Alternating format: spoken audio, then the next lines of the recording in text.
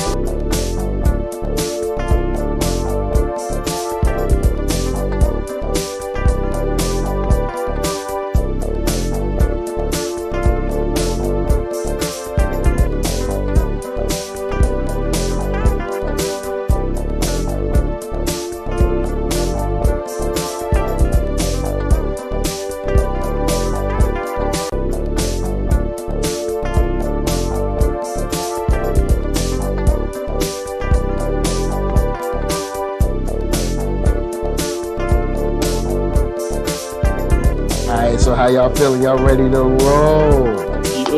Yeah, that's right. Lay Ill Kid at OneYoungsta holding it down, bringing you that street geek and nerd soul. What is up, my people? Today, all year, coming with another wonderful episode of That's Right. You best believe it. It's over here. This is the rent party. We are chilling. We are having a great time. We're enjoying ourselves. I ain't by myself. That's right. I'm with the organizers of the Rent Party 2 Halloween 2020. Down below, we got in the bottom square, Jason Reeves. Right over here, we got Quinn McGowan. Say what's up, brothers. What up? Halloween style, man. Yo. This is my costume. I'm dressed as an ordinary citizen who lives in a post-apocalyptic future where a game show host is the president and a deadly pandemic roams the land. Whoo, man. It's tough out there. It's tough out there. We got some folks out in the chat already, which is good. Big shout out to Markeith Collins. That's up in here. Big shout out to everybody who's going to be rolling out. We got a big show coming. I've been talking about it all week, but I'd like to throw it to Quinn McGowan. What kind of stuff can people expect to see today? What you can expect to see today will be thrills, chills, and several costumes of varying iterations. But in all seriousness, what we wanted to do with this rent party, because in the spirit of Halloween, we wanted to try to connect a little bit better with a section that as indie guys, we don't give enough shine to or show enough love to, and that's the cosplay community. So we wanted to just celebrate the passion that people put into the stories and the heroes that they love, or the characters that they love, and their enthusiasm behind getting dressed up for it. And what better day than Halloween? And as always, we have the very best in indie content for you. So be prepared. Yes, sir. Yes, sir. Speaking of that indie content, we got, of course, Jason Reeves here, Big Distro.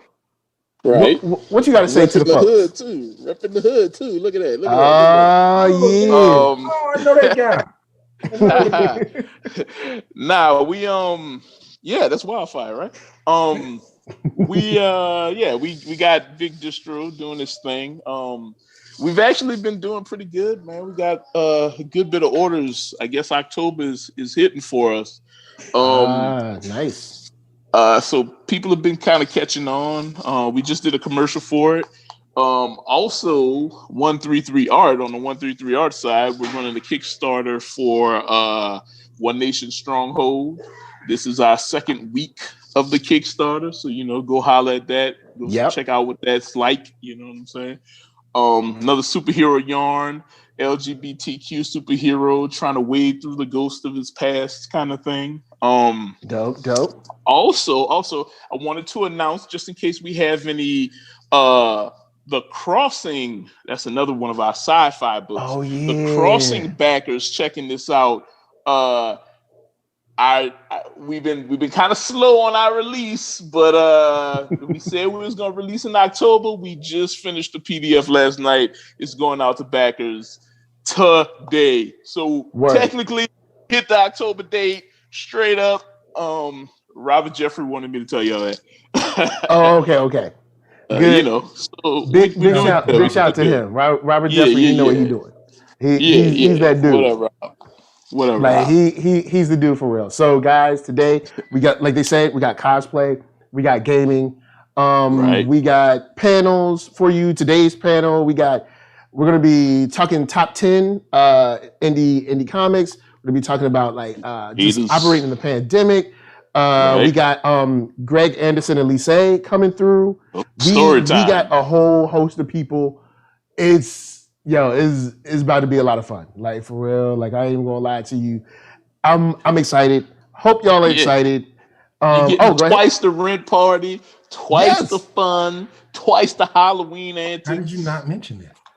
Right. Oh yeah, I forgot. Well, I've been talking about we have a morning service and an evening service all week, but service. Yeah. So we got morning service, that's right now. And we got an evening service, of course, tonight at 7 p.m. PST.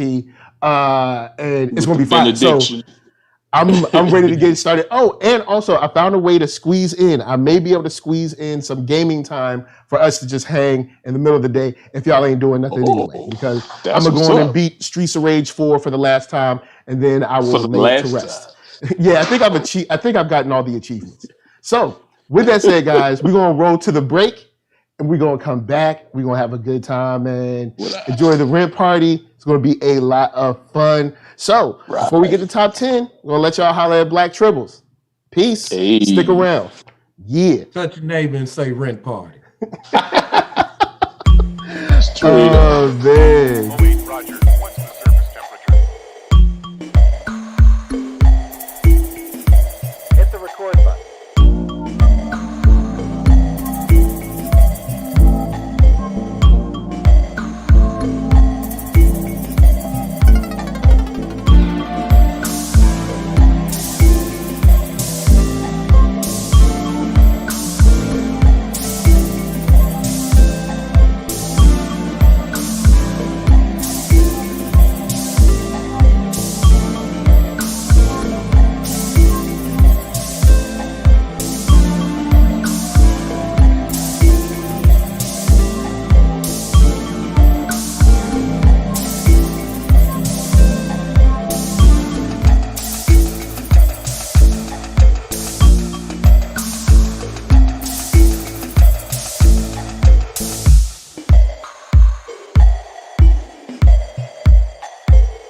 So thank you guys, of course, for being here. The Rim Party. We're about to get things popped off. Of course, to get y'all started, of course, this is the mixture of Black Comix, cosplay, and all that. But we wanted to give you guys our sort of 10 people that are slept on indie creators that we think are really doing their thing, killing it.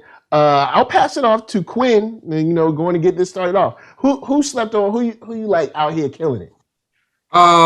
So first and foremost, I'm gonna start off with one of my personal heroes, Ashley Wood. Like Jay-Z says, like if I lyrically I'd be Talib Kweli. Like if I was a stronger artist, I'd probably draw like Ashley Woods.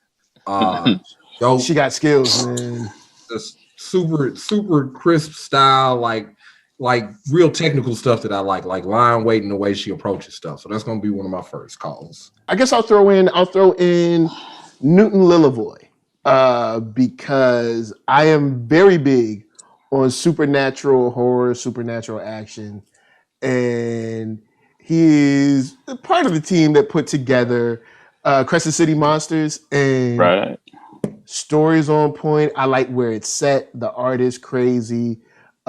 His writing and putting everything together is imaginative, and it's creepy. Like the characters they're putting, like the monsters they're putting in there are creepy enough to be like, yo, these kind of jump off the page at you. So that'll be the first one I throw in there. My first creator is David Brain. I don't hear enough people talking about David Brain. Okay. David Brain works a lot with Greg on It's Nana, and I almost worked with him on one book, but it didn't come together. But this cat, it has such a kinetic art style, and what's interesting to me, if playing fields were level, this dude would be a superstar artist, mainstream wise, and he'd be on very important projects jumping forward, because he's on very important projects in the indie community. Like he does a lot of stuff. I don't know how fast he is as far as art goes, but I see him like almost like I feel like everywhere. All right, Quinn. Who else you got? Who you got next? This is a cat that I don't think gets enough recognition. He's starting to get recognized now, but like I can go all the way back to like Reset Button and On the Grind in terms of comic strips that he made. George Gant is one of those dudes that he's got all the tools of a great modern day cartoonist, but his sensibility, his time and pacing, all the stuff that he does, especially what he's been doing lately with Beware of Toddler. It has that real Sunday paper kind of vibe to it. Yeah. In it. The energy is right. The character is like that character is iconic, right? The Afro puffs, the slurring and the mispronunciation. Like he's got something that's really special there, but that's the product of distilled greatness over and over and over again. They're like if you go back and you look at the stuff that he did, like I said, with Reset Button, which is a video game related strip, and then On the Grind, which is about a guy that works at a coffee house. It's just like really brilliant, really smart, really he does that thing well where something looks easy but it's not. So that's my next pick. As far as an artist that I've been I guess I could say I've been like introduced to for a while, but really started like opening my eye when she started doing some politically charged work is Takia Marie. She did a couple of shirts like Stop Shooting Us and stuff like that. And I saw the artwork and I was like, yo, and because I have been following her so long and I'm so used to seeing her stuff. And it's like she switched her style real quick with shirts and then it made me, all right, let me go back. Let me revisit this stuff.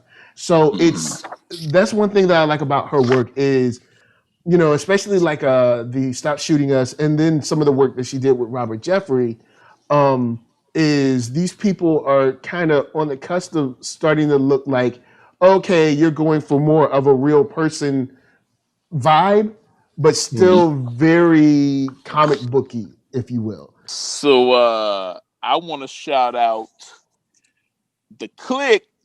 The ace, the homie, Robert Jeffrey II. One of the most prolific Black creators. Free mind to avenge. Straight up, not even hyperbole. This dude, again, another cat that if playing fields were level would be a superstar writer right now, superstar creator in general. The way his mind works with scripting is like above reproach. My man's ideas, like I feel like I'm an idea man, and I'll come up with something, and he'll flip it and be like, "What about this?" And I'll be like, "Oh yeah, that's right. That's probably a better way to do it." Like I'm an idiot. Like he makes you feel kind of dumb. But yeah, like I love his writing. That's why I continue to work with him so much, and I think that's why a lot of people are like he's sought after in the indie community at this point. So the next one is he's a bit of an anomaly in that I know a lot about his creations because we've had some talks about them. But he is a perfectionist. Like as far as Americans go, his sensibilities are very Japanese. So Nicholas Draper Ivy is one of those cats that I've had the pleasure of not only seeing his work evolve, but watching him evolve as a person. He's a really brilliant mind, and in a world of creators who are probably still trying to find their footing, so I don't want to sound like I'm dumping on anybody, but a lot of times you get a lot of Black folk in manga, and their idea of manga is drawing a Dragon Ball Z character and putting a Boondocks character on the body. And Nicholas is a craftsman practitioner. So it is never just that. Like his understanding of the genre, his understanding of the technique, his understanding of the tools is real in a way that you have to meet him and kind of be around him for a minute to get a sense of it. Speaking of someone that I've been following for a long time, and we had him on the first Red Party, is Sanford Green. Sanford Green is someone I've been following his artwork for a long time. Yes, I'm ready. You ready? You ready? All right, cool. So Sanford Green been following his work ever since artzilla.com. And Artzilla, if you know about Artzilla, is way back. If you know about Artzilla, you old. If you know about Artzilla, you old like me. So and I even have the trade of the Artzilla book they put out. Like him, Lee Oh, Sean, you have one? Yeah, him, Lee Sean, Karan, and Ed McGuinness, I think. Can't remember. I knew it was 4 of them. I think it's Ed McGuinness. Scotty Young was in there too, I think. No, Scotty was on Lead Heavy. Lead, he was yeah, on Lead Heavy was. We taking y'all back. We taking y'all super back. So, y'all don't know. Y'all young whippersnappers don't know. Y'all don't know. So anyway, Sanford Green is someone who I've followed for a long time. Always dug his art. And he posts a lot of like, either his process or what he's doing, stuff he does his cons and stuff. And it's just always a joy to look at. So for my next first round draft pick is my big brother, my man, and ironically, he doesn't get enough love, in my opinion. Mr. Robert Love is my man of number 13 fame with David Walker. Mm-hmm. What did he do? He did some stuff in Pop Gun Anthology. He's got a character called Chocolate Thunder. You know what I'm saying? Robert Love's art style is kind of like, it's black, it's animated. You know what I'm saying? It's inked. Heavily inked. Just it's weird. It has a cartoony energy. And the characters are often exaggerated, similar to Sanford, in a way that is black and animated kind of style. and also as a sort of mentoring presence, as a sort of, every time I see Robert at a con, man, it's all love. He's always giving out good advice, letting me know about how it was back in the day. I mean, this dude has had dealings with Hollywood. I mean, he's just a wealth of inspiration and information, and his art is like just amazing. So like, I want to give a shout out to my man, my homeboy, my big brother, Robert Love. You the man, dog. So this is a guy that, like, when I first got started, this was somebody who I would look at a lot in terms of how they approach things and just, you know, how they did business. First time I went to a Comic-Con ever, I got to watch him work.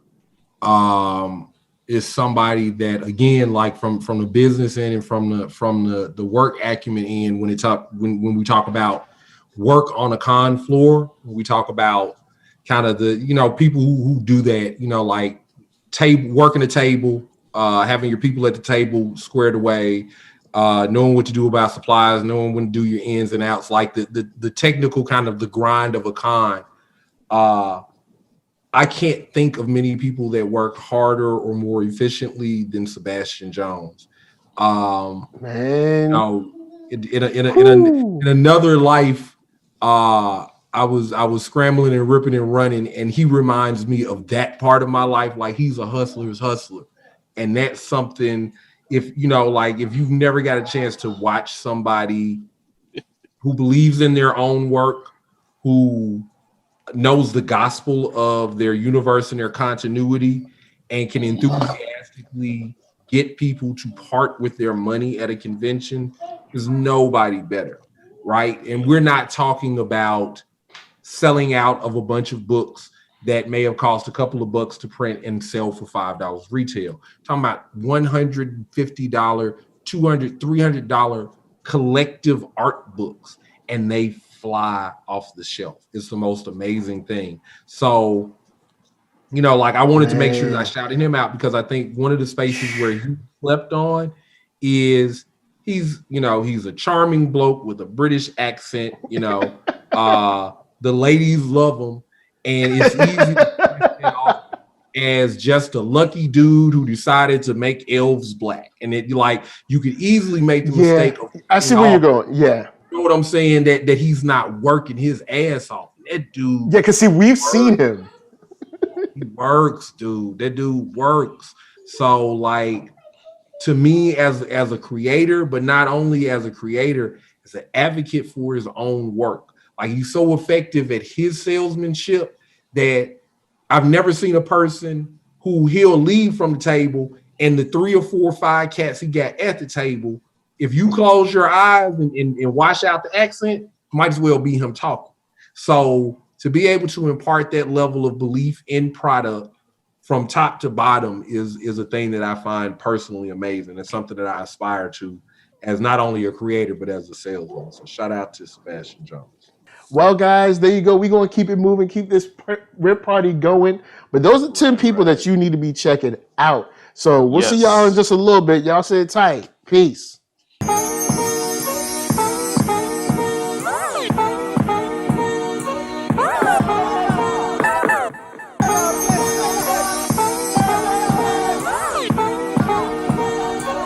That's just like the Parker Lewis separation.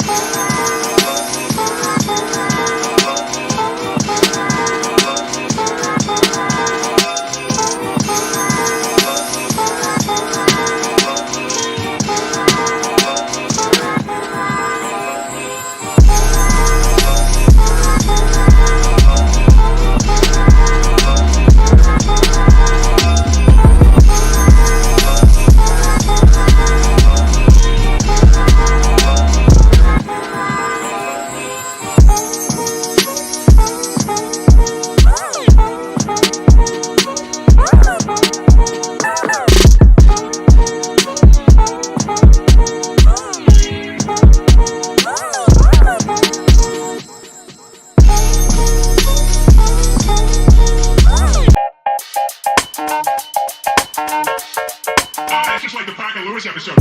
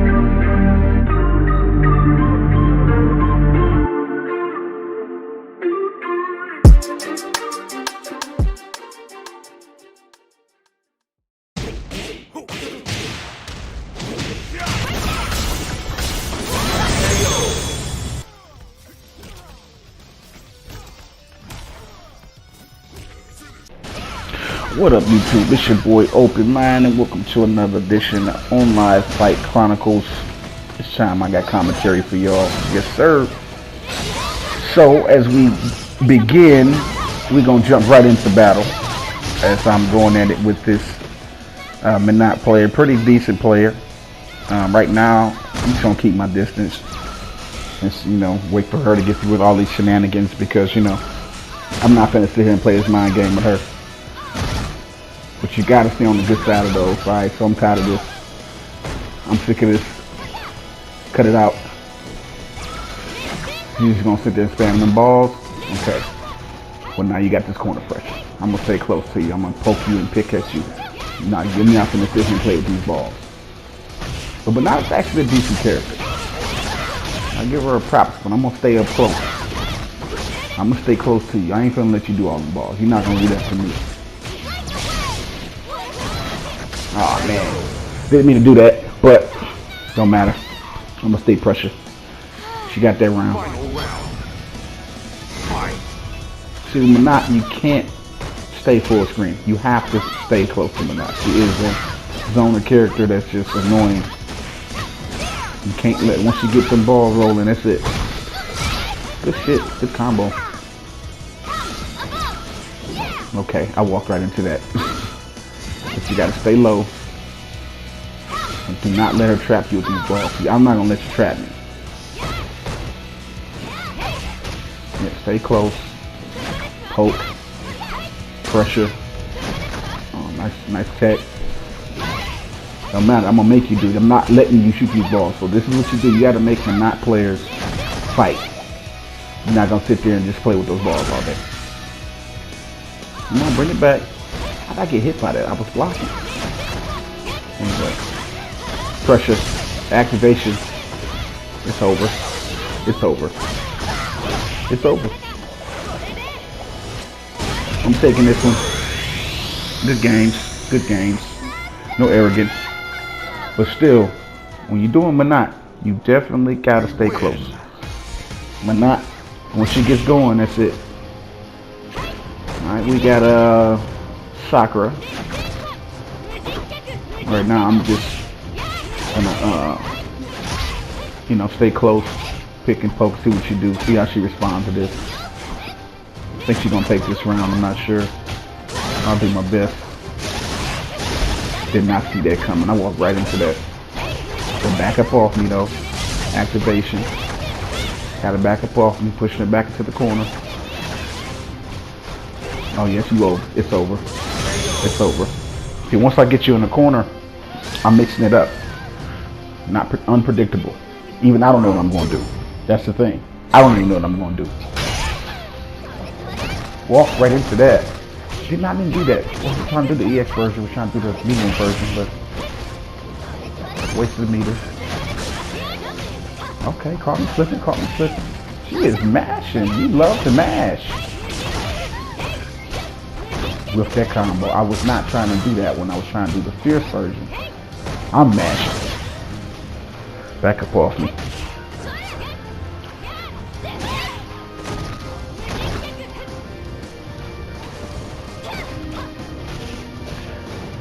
But you can't let Sakura get going because her poke game is way better than Karen's.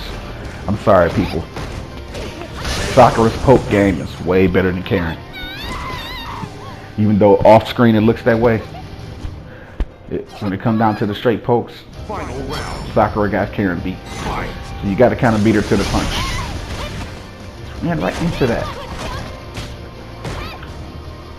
They poking a few feet. So right now, what I'm doing is I'm playing mind games with them. I'm just being real conservative with my attacks. Because I'm noticing something and it keeps happening. I keep getting hit by these sweeps and these random these normals.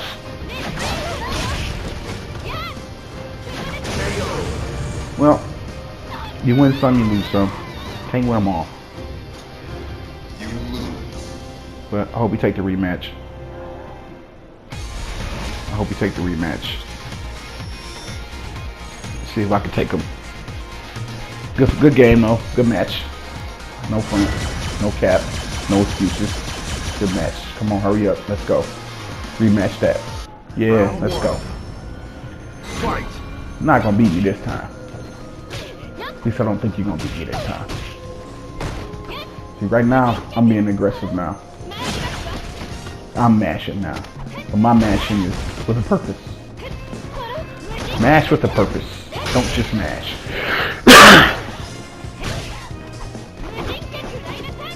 See, the thing is, I mess up a lot. I whiff a lot. But my opponent, I'll get them used to me messing up. Then I'll start doing everything right.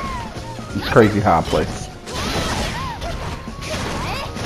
It's like they feel as though, oh, he gonna mess his combos up. And sometimes I do. But right when they least expect it, I get the combo right. Perfect. Next thing you know, your life bar gone.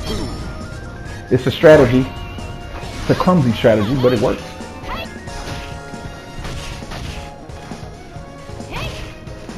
And right now, I'm just being intimidating, just being a bully right now. Because I feel him slacking off. I can just feel it. That's the thing about these fights. You gotta feel the fight. Sometimes these fights, you just kind of know what they're going to do. They call it, everybody like to call it Reeves, and frame trapping and stuff. You know, like they love the technical terms. See me, I don't know all them fight terms. I know a few here and there, but it's all feeling to me. It's all reactionary. Just reacting to what he's doing. Changing the pace.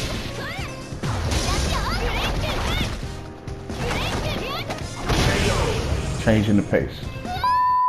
You got this look in your eyes like I just struck a chord. Plus you blushing sure like you clutching onto something more. Something pure, got you turning a little reddish. You just called me senpai, you got a hentai fetish? Let me find out. Nah, I seen a bunch of those. So we can have some Funimation when we crunchy roll. Before I let you go, let's walk a little faster. I think I seen somebody cosplaying as a pastor.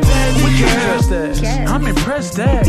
And you made it, damn, never would've guessed that. Plus them buns is anointed with your blessed ass. Frame needs a pick and I'm lucky I broke my press pass. Yeah, that's a smile I've been waiting on. I keep you company in line, you've been waiting long. It's instrumental to see what fake can take us on. Cause you the lyrics to my heartbeat, girl, let's make a song.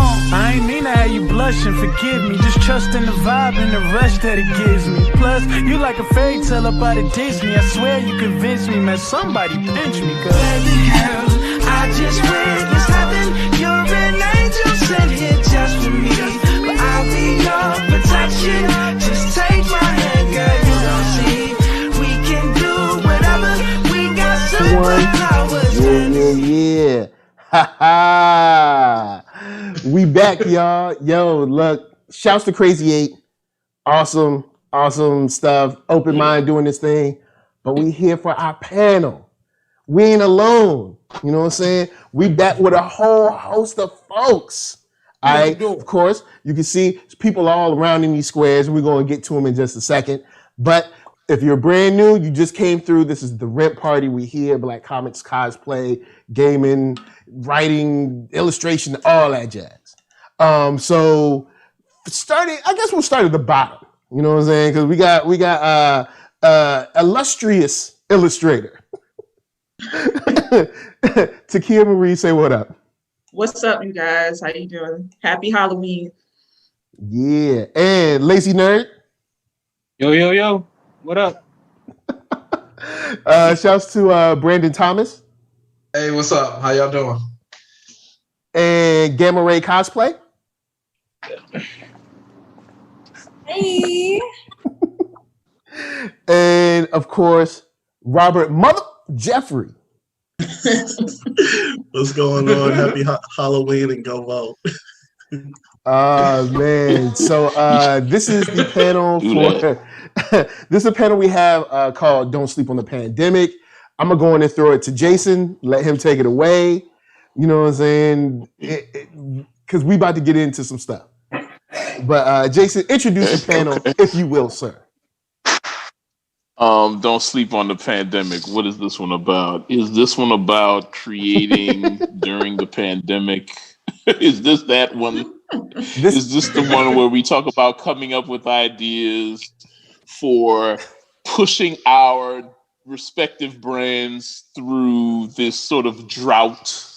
Is that what we're talking about here? I'm asking because I don't know. This is about how are y'all doing? Like, how are y'all doing? Like, how are y'all really doing? Like, I'll start with Brandon Thomas. How are you doing? You know what I'm saying? Surviving, creating, living, breathing. You know, yes, yeah. How you doing? Thankfully, it's been an interesting year. It's kind of we can cuss and stuff, right? Yeah. PG-13. PG-13. Okay. It's all ages. So it's it's kind of messed up right now. So it's strange because professionally I'm having like the best year that I've ever had, which I think is a little aggravating that now that the world is completely on fire and now the sad little like kind of marketplace that comics exist in is kind of under another assault, and all of a sudden it's like we should get Brandon to write everything right now. now that we've driven the car completely off the cliff and it's on fire, now we want it. But despite having said that, I have had a lot of amazing opportunities come my way this year. Excellence is starting to really change the game for me professionally with other publishers. So I have I'm sure a lot of you've seen some of the DC stuff I've had trickling out, like some shorter stories and anthologies. I just had my first Superman story come out as a digital first, and I'm gonna write a couple of books for thank you. And I'm gonna write a couple books for DC's Future State in January and February.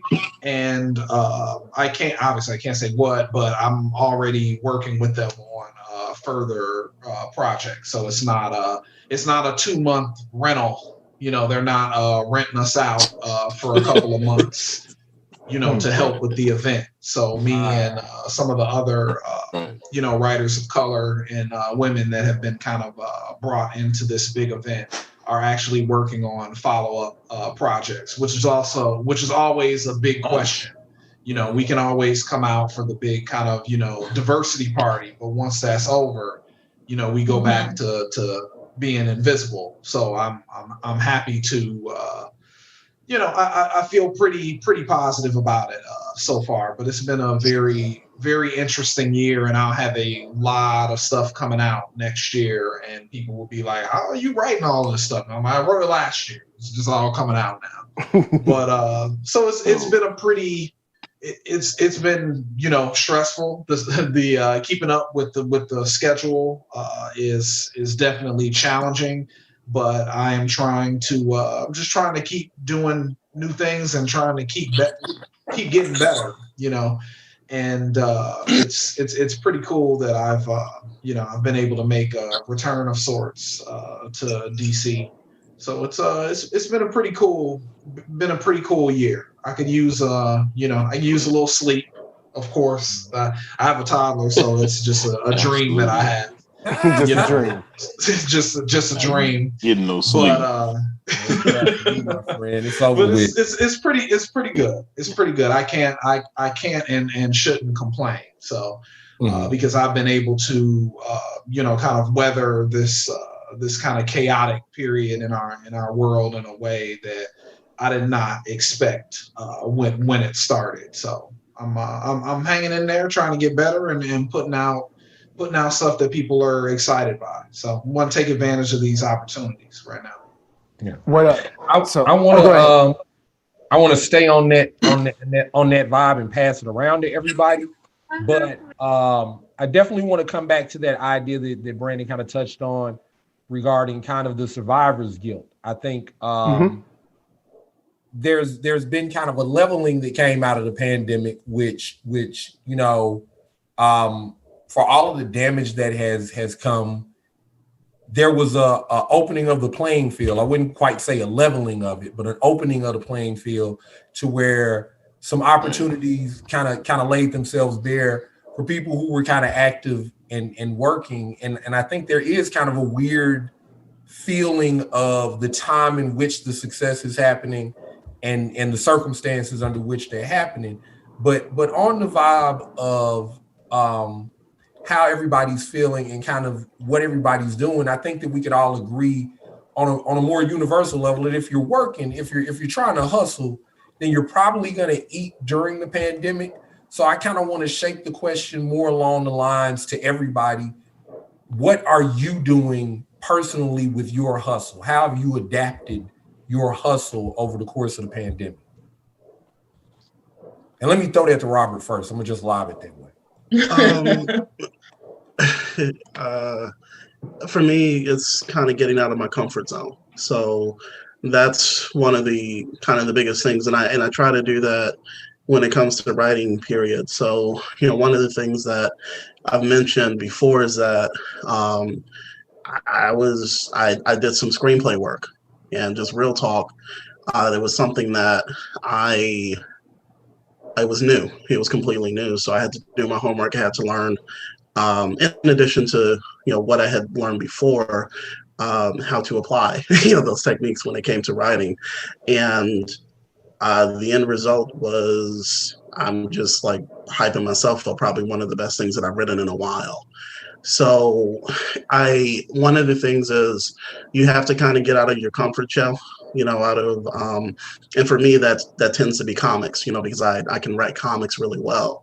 So I've been trying to lean more into the prose work, like I said, the screenplay work, and also getting back into, comic books, journalism. But, my family has this thing about, we love to eat food. And we like keeping a roof over our heads. So I'm just being real. Like, if I'm not getting hired in a particular spot, I can't continue to beat my head up against that wall and be like, please open the door. Because it's not gonna happen. So specifically, when it comes to comic books, I've done, my bread and butter has been indies. Shout out to 133 Art, shout out to Subsume Media. And that's pretty much it. The stuff that I could talk about. But for a couple of years there, even before this, I tried to break into the mainstream, a bit more than I had before because of the DC workshop, and nobody was biting. So it was just, I kept going with indies, and that. That's might be my comfort level, but it's something that it's worked out. So it's so you gotta branch out from what you think is going to be your bread and butter, and be realistic about that. I'll keep it PG-13-ish, because I think a lot of people drive themselves crazy, like and that's where I was until I talked to my wife about it. But you got to switch it up. You got to switch it up. You will be forced to. So that's kind of where I'm at. That's a good answer. And I appreciate you keeping it PG-13, Robert, man. You're a real mother trucker. As an artist and repping for those of us on that side of the pen, what have you been doing with your particular hustle to adapt during the moment? I'll take that one. For me personally, I think, especially during something like this is where my networking has come in strong for me, because I've gotten jobs through people that I know, or people that I knew were looking for things like, Robert, is the screenplay you're talking about the thing we're doing? Yeah, see, that's the thing. I don't know how much I can say about it, but I'm not going to say too much about it either, but I don't mind people knowing that we're doing, we're on that together. But what actually happened, just to tell the story, a friend of mine who I used to work with, someone came to her, wanted to do something, and they needed an artist. She came to me. I looked at the script and I said, hey, I have somebody who can punch up this script. And I went to Robert. So you see how the line kind of just jumped, and I was able to, not only get a job, but, get a friend a job too. Right. That, I thought paid really well. So in this situation, like, this is when your networking, all the networking that you've done when you could go outside is gonna come back and really help you, because I think jobs are kind of getting a little bit tight now in terms, at least in the freelance world. I'm not so sure about, you know, how people are doing in 9-to-5s, but at least in the freelance world, people are kind of tightening their purse strings a little bit. So it's good to know people so that you can get that first word of, hey, somebody I know is looking for something. Are you interested? Do you have time in your schedule? Stuff like that. And I think that's really been coming in strong for me. So that's the one thing I would say is, you know, network a lot, talk to people. I know a lot of people go to cons and stuff like that, which is really great. But another great way to network I found is when people hit you up on social media, even if it's just like a comment on your stuff, you pay it back. You know, you pay it back. And not because you want something from them, like make it genuine, like take genuine amount of time and go look at somebody else's stuff that maybe commented on yours and like pay it back, push them and compliment them and be like, you know, actually look into their stuff. And that kind of forms a genuine relationship, one that's formed where it's natural, it's not forced. And you never know, that person might know somebody later on down the line. I'm not saying do it for that reason, but networking with people, being genuine with people, actually taking the time to check out people's stuff and buy their stuff. You know, it's a community thing, and that community comes back for you in times like this when you really need it. Word. That's I kind of like that, kind of like going fast and going far kind of statement. Where, you know, working together, you know, even in an event like this, like Rent Party, you know, it's something where like we all came and all did something, you know, together, pitched in, you know, like, you know, your 2 pennies plus their 2 pennies, and, you know, everybody's stuff kind of came together and we had something big to do.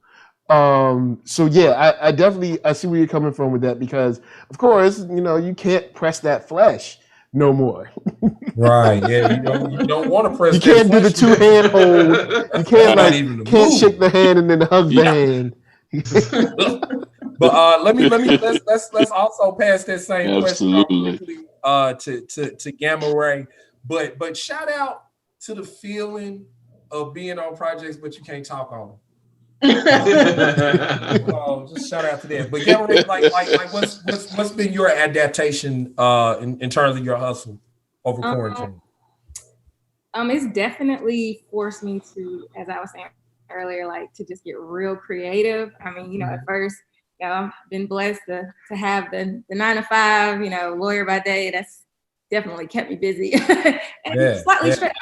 But even more so, just diving really all into, you know, my cosplay and the podcast, because I mean, I don't know about y'all, but mental health, the stress of just everything we're going through, it's like everybody needs an outlet. That's the only way we're gonna stay sane. I mean, so that's forced me to just really dive in, push myself, like stuff that I kind of put off and was like, oh, I'll try that later down in the year. I might learn how to, you know, deal with these materials or learn how to, you know, sew this kind of pattern. But I'm just like, you know what? Not going nowhere. Might as well learn today.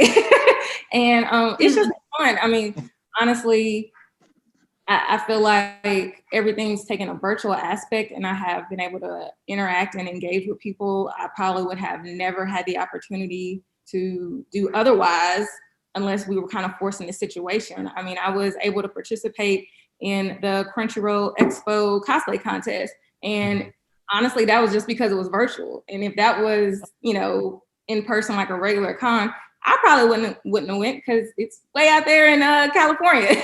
Wow. So I would have stayed right here locally in Mississippi. But I mean, it was an amazing experience, and I'm just excited to participate in other virtual cons and engage with, you know, different type of content creators, collaborations.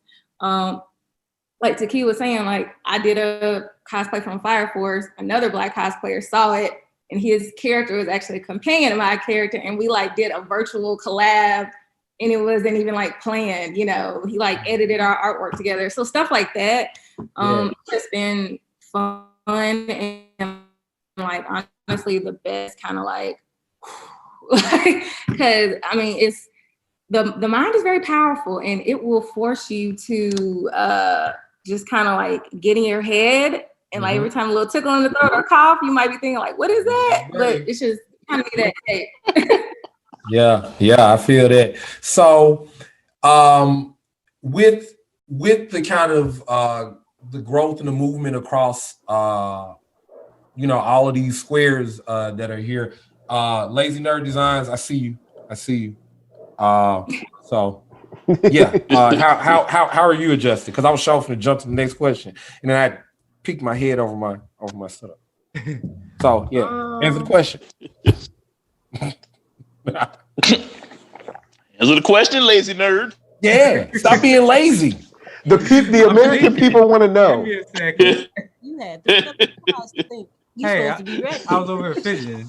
This Halloween in America won't answer. How you dealing with this pandemic, brother? I just kind of popped. I just thought about that yesterday. It just popped in my head. I'm like, okay, I can't do what I was normally doing. You would think I would miss cons, but I honestly kind of don't miss cons because I've been having so much fun doing the video content that I've been doing. So I've been doing video content. I am an artist, but I've been honing my art skills. So, because usually I do what I can, and then I have art friends that are better than me. So I'm like, yo, I need help with X, Y, and Z. Now I'm like trying to get to the point where I might not need help with X, Y, and Z. I just might take the lazy route and still ask them just because I don't want to do it, but I can. I'm noticing something across the branding here. Hey, I'm changing up the whole lazy thing. Lazy's not what it's gonna be anymore. It's gonna be being efficient and diplomating tasks for other people, so that the whole machine can run smoothly and more efficiently. I like how you switched that up. We gotta get you an acronym for that. Hold on, no, being lazy and efficient is how we run over here. So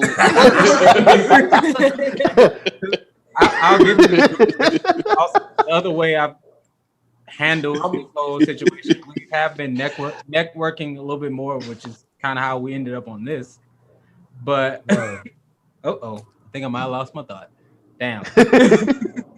That's okay. We got a lot around. We're gonna come back to you. Across content. For the record, I'm more from the Michael Jordan. I take everything impersonally and get super intense school of handling things. So we all got different approaches. But we find a way to make that work somehow. But across content, it seems like a lot of us are growing and making moves and developing. And, you know, two of the names, particularly when we're talking about the writing that come to mind, would be Robert and Brandon. So I'll start with Brandon on this one. How are you finding it from, I guess, the political side when it comes to getting your choice of artists? Like, I know, like with Excellence, you work, real closely with Kari, and shout out to him, because he got the best bio on Twitter because of the work that he does. Like, so if anybody who knows Kari Randolph, you go to his Twitter bio and you look at the books that he has titled, he's working on a project called Black, and then he's working on Excellence. So like, just as far as bars go for a Twitter bio, man got some of the best in the game of Twitter. So shout out to him. But to the question though, how are you finding it? Because like, I know in my case with various writers, I know the same thing with Jason Reeves. You know, we get the opportunity that those of us that got homies that are writers that make it, you know, as it's perceived by a lot of people, into the space of the big two, you know, like to get those call-ups or whatever, or even be in discussion for those opportunities. Like, I know for a fact that people have slid portfolios on my behalf and whatnot. How do you find that discussion goes politically for you? And do you feel like there's room for growth or change? Dang, that's a small question.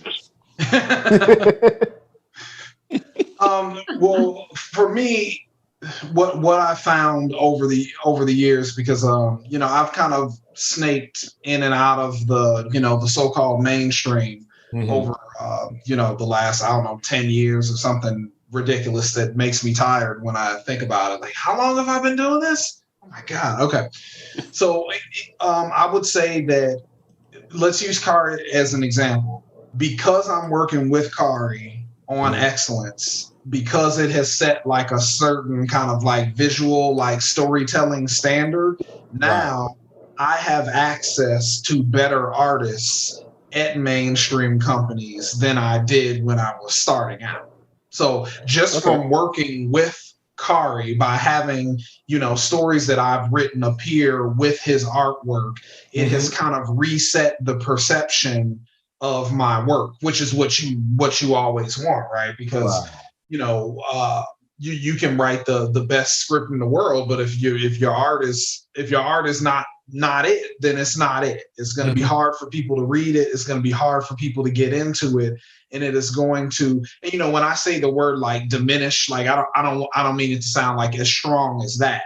But when you were working with someone else who is basically kind of matching your effort and your commitment level, and it's visible, it changes the conversation. So I know that there are things that I'm working on at DC now where my editors are like, you know, we have to get you someone really good, you know, to draw this script. Like, we're not going to get, like, here's a great example. So I'm doing Future State Outsiders with an artist named Summit Kamar. He's done some indie stuff. I think he started out at Action Lab, might have done an image thing, but I mean, this dude is dope. Like, the person that I compare him to is Opena. Like, there are kind of hints of Opena's work like in his line right now, and he is an amazing artist. Like, I have the art from the first issue of Outsiders, and people are going to lose their minds when they see it. But my larger point is that I'm working with Summit, who's a beast, but Jordi Ballard is coloring this book, right? Now, I did not have access to Jordi Ballard colors, you know, a couple of years ago. But now that I've done excellence, they've seen Kari Randolph, they've seen Emilio Lopez, and they're like, look, if we like buy a script from this dude, we need to make sure that it looks the best it possibly can. Like, let's not just, you know, throw him on something and just be like, oh, hey, look, you know, we got a brother, we got one. So that's kind of the difference. They don't get to shuffle you off with any exactly right. Because if anybody if you know anything about, you know, the direct market in comics and the way the sometimes ridiculous direct market works, you know that anytime you have like a person of color or a woman writing a book, that artist has to be tremendous, because the market is looking for any reason possible to ignore you and diminish you and not order your book. And if you put like a tremendous art team on it, it's harder for them to do that. And I feel like this is something that these companies like didn't understand, or they didn't want to acknowledge it several years ago. But now there is a little more space in there where they're like, okay, look, you know, if we want to do this right, then we need to put these people in opportunities where they will succeed, not where we can just say, hey, look, you know, we put some books out and, you know, and then they disappeared, and then, you know, no one ever heard from them again. So I would definitely say that working with an artist like Kari has definitely elevated the perspective of the quality of my work, and that is being carried forward into assignments with other companies, where I've never had a major company basically say like, well, you know, like not that they're identifying a specific person, but I've never had them act in a way like, okay, you're too good to work with these guys now. This is who you're going to work with now. So that's kind of the the point of view that my work is kind of being viewed at now in the so-called mainstream, where it wasn't before, because I had never moving to a higher tax bracket. Yeah, right. Yeah. Right. I mean, I've worked with some great artists over the years, but it's not Kari. I mean, you can tell. I'm like, if you've read Excellence, it's an escalation of kind of like how my scripts can look, with the right hand and the right commitment attached to it. Right. And I don't remember if I had him on my personal part of the top 10 list, but I always say like he's kind of the love child of Jack Kirby and Ernie Barnes, with that real stretchy style, like, you know what I'm saying? So that kind of elevation is always necessary. And to keep it real, it's a visual medium. Yeah. Say diminish. You can say diminish. Don't act like having a raw artist doesn't crush the product or it'll take you out. Man, it sure will. You know what I'm saying? You know what I'm saying? That cover artist be fire. Open on the inside, you're like, what is this? And not to diverge too much, but like there's a difference, like skill level artist wise is very, is up to the person, up to the buyer, the audience. But if you get a banal artist on a good script, he takes that script or she takes that script dying. Like, you want to have the best artist possible on the work, and the mainstream should know this, but they wild. They act wild. I mean, like it would be more wild if they weren't so wild. If you know what I'm saying. Like if they could genuinely plead ignorance, that would almost be better. Right. And that's kind of that would be. If they were still learning, that would be wonderful, but they are not. Yes. And I'm not about to get on my soapbox about it. I'm not about to act. But we here. I know what you mean. We here. We understand what you're saying. Yeah. Oh, and to the end, but what's beautiful now is, like, who's the captain now? And that's a question. Because we've heard every iteration of one of their guys getting hit with goop, getting hit by a meteor, falling from another planet, coming from the stars, being from outer space. We've seen all of those iterations. We hadn't seen it drawn by somebody that looks like her. I'm just pointing at squares, right? We haven't seen it cosplayed by her. We haven't seen it talked about by them. Like, that's where the difference is. I think the voices that you're hearing, like, and I know we're gonna be talking about this later tonight, but like, when you think about shows like Lovecraft Country or Watchmen or whatever, it's not that the ideas contained in that content are so revolutionary. It's that it's revolutionary that you're hearing it come from the voices that you're hearing it from. But when you get the perspectives of other people, you will naturally, if those people adhere to a certain standard of, no pun intended, excellence, if they adhere to a certain standard, right? You know what I'm saying? Then the space that's open, again, no pun intended, is theirs to avenge. So to that end,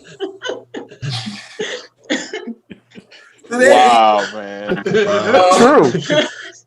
I'm just being real. You know what I'm saying? We could all be part of one nation. So I was saying that in I love this show earlier this week was like, it was spreading like wildfire. All of the situations are not necessarily anything new under the sun, but when you add a different culture, a different perspective, different gender, when you add all of these different spices to the mix, you get different stories. You get them told a different way, and then they pop.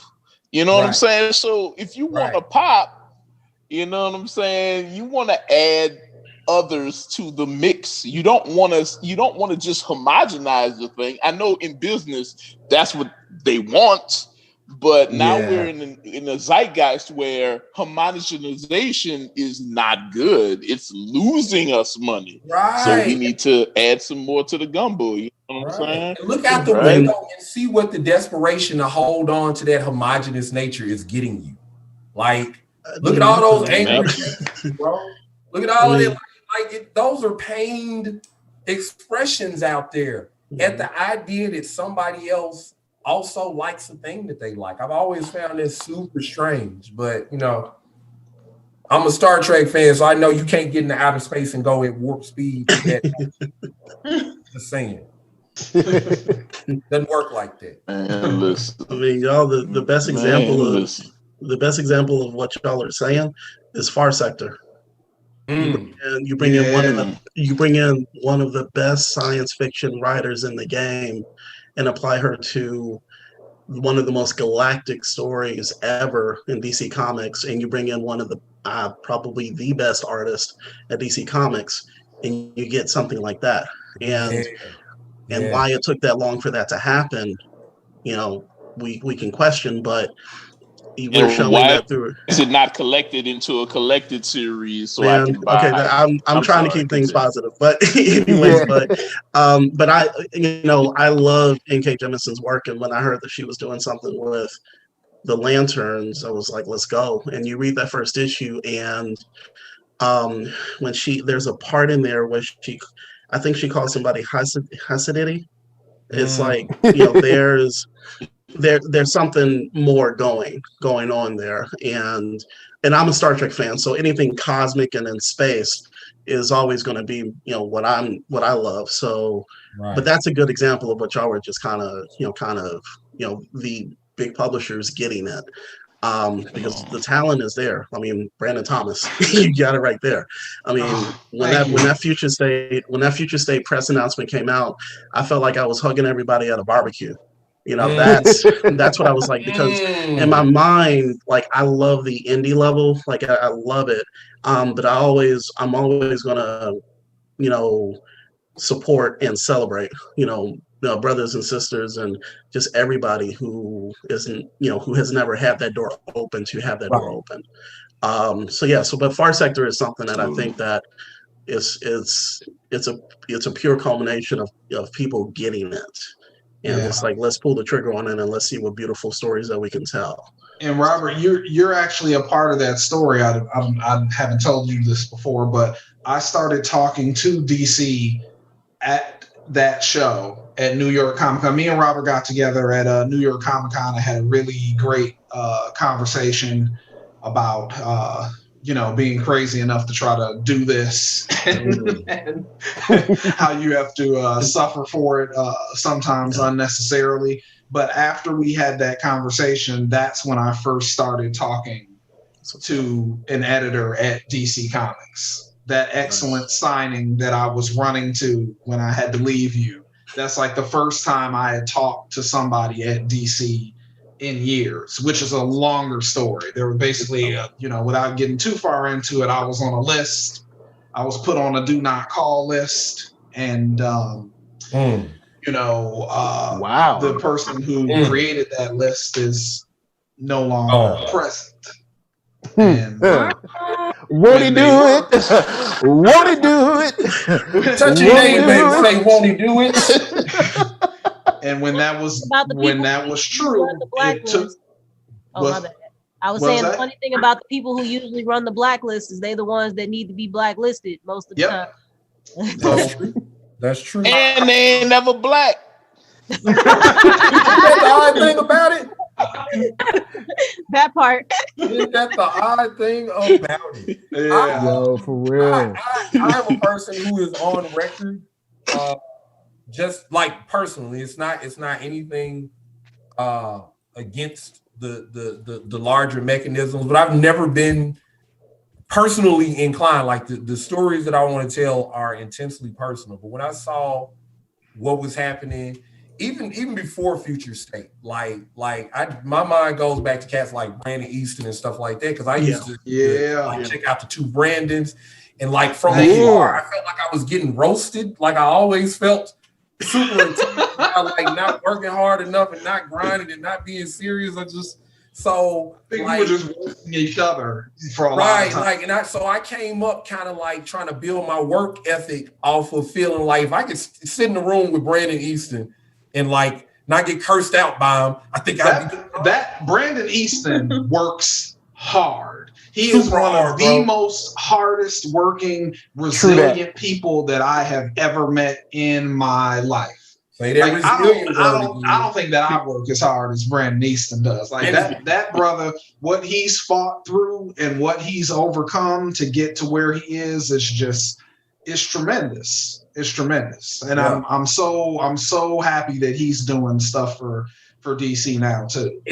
And just watching that, watching him get to do like I remember him doing Marauders and like knowing that he was a huge fan of like seeing him on Netflix, seeing all of these people who should have been doing this kind of stuff 5 years ago. Like that's how I feel. That's how I feel. I'm like, y'all.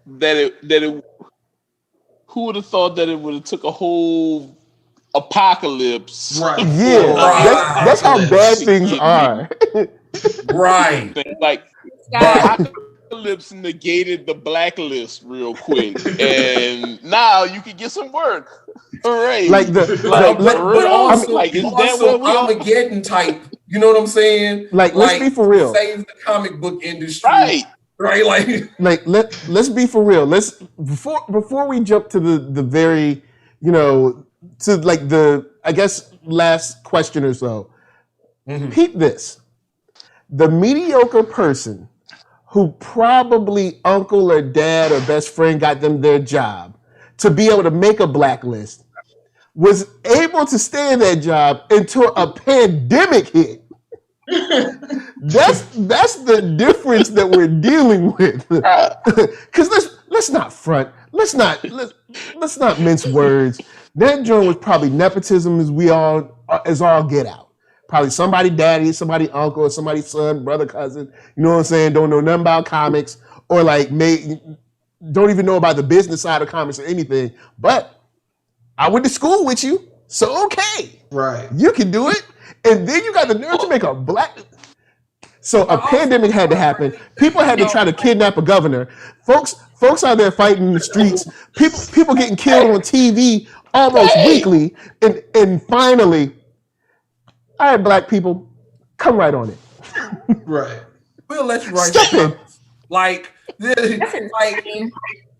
but also like we've all kind of known that comics has been slave to that 18 to 44 demo, to that kind of conventional wisdom.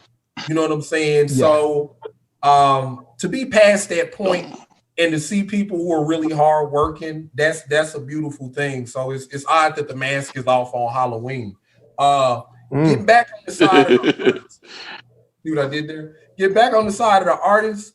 I already kind of stated where my position is in the world, but Miss Marie, if you could draw anything, if you could work on any project, what would it be and how come?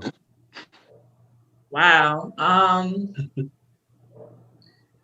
After I read, so like I've never been the type of person that actually strove to like work for the big two. Not to say that I wouldn't, but it was never like a lot of people, it's like a dream of theirs, and it was never one of my dreams. But I will say, after I read Eve Ewing on Riri Williams, I was like, I could draw with her. I was like, I could draw with her. So that was one. And also, I just started reading Silk. I was talking to Robert about this. Silk character from Spider-Man. Yeah. Korean American. And when I read her book, I was like, why did they do her like this? And it just kind of made me want to work with somebody that would like treat that character with a little bit more respect. Sometimes like I'll read stuff and it's not even so much the dream of working on a certain character. It's if I read something and I'm like, especially if it's a character of color and the character wasn't treated properly, there's something that goes off of me where it's like, I want the challenge of showing people that this character could be something great and the person who treated this character like this made a trash move, this character could actually be somebody great. Yeah. So yeah. Shout out to that. I know exactly. Yeah. Yeah. Okay. Solid on that. I'd like to pose that question to the duo in the Lazy Nerd section. You know what I'm saying?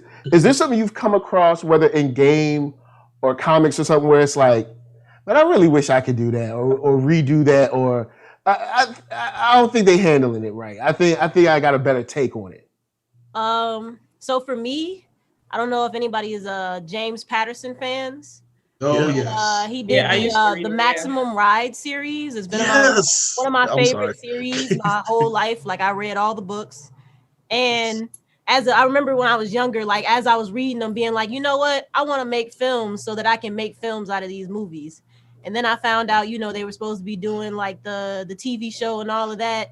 Y'all, I never even looked at it because I seen all the reviews and I wasn't ready for them. I wasn't ready for them to destroy that for me. But that would be something for me. And I'm not gonna lie, I would be the person who would change, because you remember only one of the siblings was black. And I was like, yeah, no, they probably all be people of color. And like I'd probably go hard with that because Maximum Ride series were hard. Like I like the whole post-apocalyptic kids in charge of like saving the world. You know, they always give it to kids, but I liked how that storyline played out, and that would definitely be something I would like to get my hands on and be like, all right, we finna make this real black. Yeah.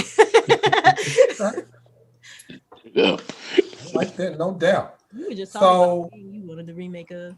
What was it? Because I'm like sitting there rattling my brain. Well, while you think about that, y'all said it on the NERDSoul thing. Catch your thought, because I have one in the chamber. Robert, you know about this one. I think I commented it under your statement one time with this, but I've been a fan of supernatural horror and supernatural action pretty much my whole life. Give me Brother Voodoo, cut the brother, just Voodoo. I'm not a writer, but I can give y'all the idea of that joint and then give it to somebody like Brandon Thomas. Like I can give you like, hey, like this is what will happen. Story by y'all gonna have to fight Greg. That would be Greg. Yeah, buddy. Greg would cut next for that. I don't know if you've been watching the workout videos, Greg hunt me down. I know Greg with the hard body. But see, that's how. But that's the thing. Greg is a writer. You know what I'm saying? Yeah. So I come in. I'll be like, yo, here's the story by. You know what I'm saying? Boom. This is just where I'm looking at. You know what I'm saying? This is the 5-year arc. Boom. You hit with the dialogue and all that. Do your thing, and I'ma just chill. And that's like, yo, for real. Supernatural. Whether it's demons, monsters, vampires, werewolves, ghosts. So I'm there. There's something that's terrorizing people that comes from under the bed that needs to be slain. I'm there, usually. Unless it's kind of cheesy, like Hellstrom. But besides that... I would love low-key shade. But sometimes it ain't cheesy. Like, I want to see that in dialogue. So how does that... Over his head. That's all right, so dream job wise, how does that translate? How does that translate to cosplay for Gamma? Yeah. Like your dream thingy, your dream thing. I honestly got that. Definitely my ideal, like if things just stars aligned with my cosplaying and content creation and I wake up the next day and it's like, bam, is essentially being able to do a lot of like cosplay promotion for, like big upcoming Marvel movies, DC movies, you know, these anime that they're, it's like we have a ton of anime coming through, and I really feel like we're starting to see a lot more appropriate and accurate Black representation in a lot of these series. And I would just love to, essentially cosplay as that character, and not even just the Black characters, but any character, but being highlighted as, just overall showing the diversity. And essentially just being like paid to cosplay all day, going, all these events, dressing up as these characters, people like helping sponsorships, like I would be in heaven. That would be awesome. Trying to get like Cutie Senpai. Like she's like the cosplay goal reaching. Like that would be ideal. Down here we have Yaya Han. Like she's a cosplayer. Yes. Oh my god. Yeah. Yaya Han was. Yeah, she's another one. Can I jump in with my top 4 because this is kind of like my fanboy question. I'll be quick. Sorry. Sliders. I'm sorry, Sliders. Shouts to Sliders. Yeah, Rocket from Milestone. So oh for sure. Yeah. And Jessica Cruz from DC, because I had a chance to kind of do a mock script with her for the workshop, and the more I learned about her backstory, I was very excited to kind of do more with her. But those are kind of the top 3 in the Streets of Rage comic book series. I'm sorry, I don't care what anybody says. Listen, yes, if Takia, that happens, I want to draw that. Okay. Yeah. I don't know, 133 art. If that comes to your desk, I don't care who it comes to. Brandon, if it comes to you, all right. I'm gonna save this video and I'm gonna put it as exhibit A. Yo, Jay, check anybody. Because me and Robert were talking about that, and I was like, that would be so dope. Because Streets of Rage is one of my favorite video games of all time. Streets of Rage 2 takes me back. So Robert, I don't mean to steal your thunder. I'm sorry. No, you're good. Just saying, I would love to draw that. For me personally, I'm a little bit out of left field. First, I would need the technology that Kanye used to give Kim Kardashian her dad back in the form of a hologram. And that technology, I would go back and resurrect a bunch of the cool 80s shows, but with different plot twists, starting with Furley and Roper. Mr. Furley and Mr. Roper, the Reeves company, work together solving mysteries as they go around the country viewing Airbnbs. That would be great. I would love that. You need to pitch that as a TV show, man. That would be so great. I had a dream like several years ago that I wrote a Jetsons spinoff that was based on Elroy as a detective called That Boy Elroy. Oh, it was one of the weirdest dreams. It was so specific and strange. I'm like, what? Where did that come from? Get that man 12 episodes. I'm always up for something strange and unexpected like that. You know what I like? I like Quantum Leap.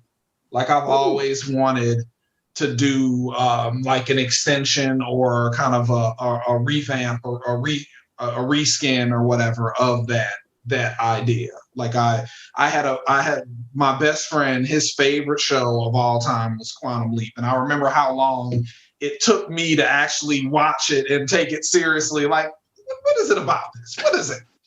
But I really like that show. I really like that idea. But obviously I'd kill to get my hands on Thundercats and to a lesser extent Silverhawks.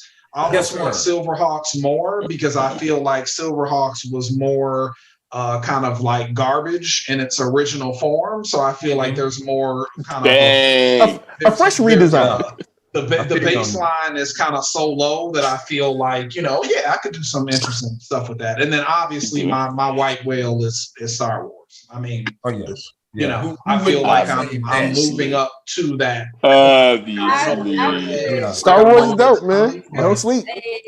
JoJo, a character from the JoJo Bizarre series. Like if somebody was and like have, it somehow, I don't know how they could trickle down. Maybe Granddaddy JoJo has, another affair, or there's like a distant relative. Anyway, the person is a black girl. And I have like a stand and like somebody create me like a cool stand with cool powers and a cool name.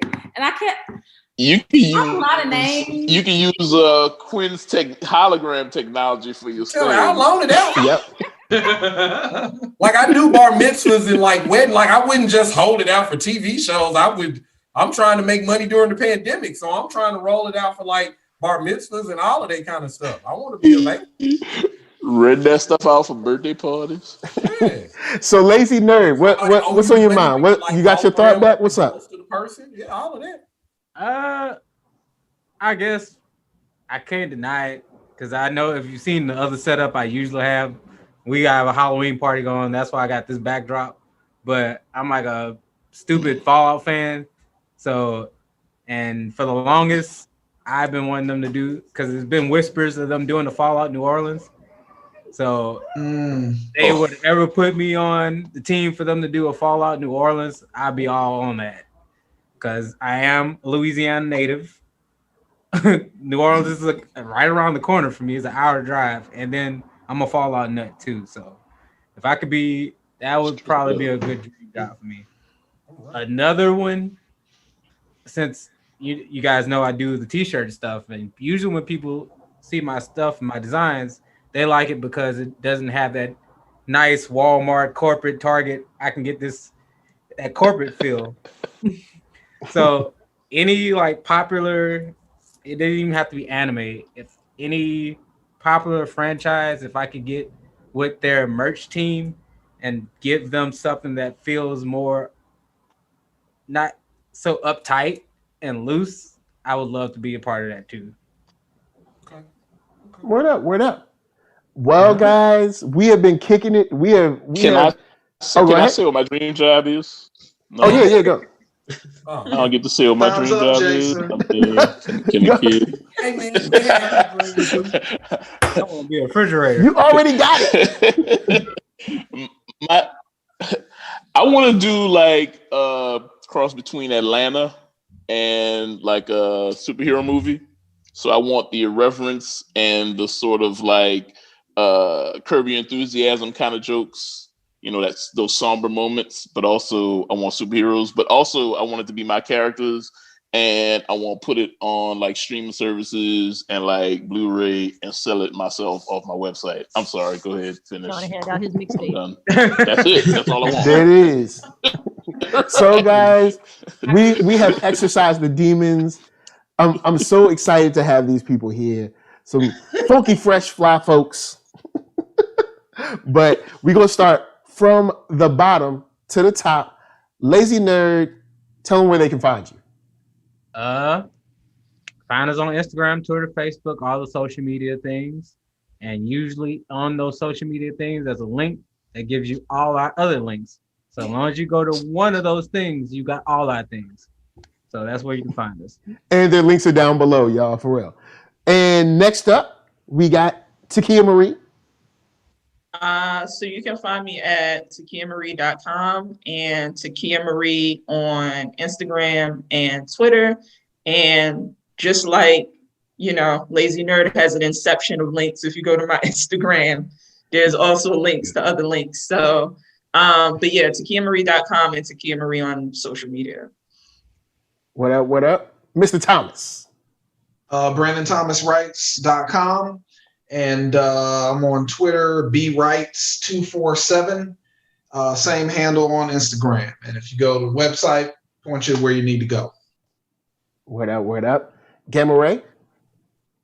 Yes, you can find me on all social media platforms at Gamma Ray Cosplay. Also, you can check out a podcast I help co-host, and it's at Geeked Up JXN. And that streams, you can listen on all platforms as well for that. So, yeah. What up? And since Mind to Avenge is free, I'd like to introduce to you the man of the hour, Robert TMF Jeffrey. Robert Cleophas Jeffrey. Apparently with the whitest name on the internet, right? Remember that?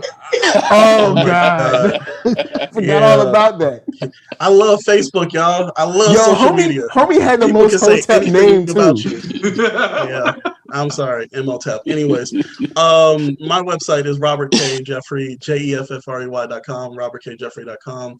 And you can mainly find me on Instagram and Facebook at Robert K. Jeffrey.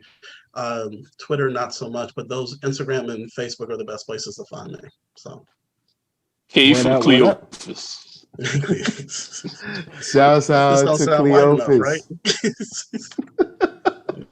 But guys, thank you for coming through. You know what I'm saying? It's good to check in during the pandemic, see how y'all feeling, how y'all making it through.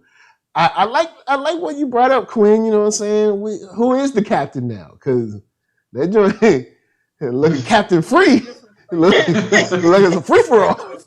I'm really happy to see like these brilliant people that on our side we been knew they were brilliant. You know what I mean? So like, yeah, it's not right to us, but it's you know, like it's a beautiful moment for us to be blossoming. And although, you know, Brandon was like, it's not the most ideal time to feel like you're having that success, aren't all the great heroes born out of chaos?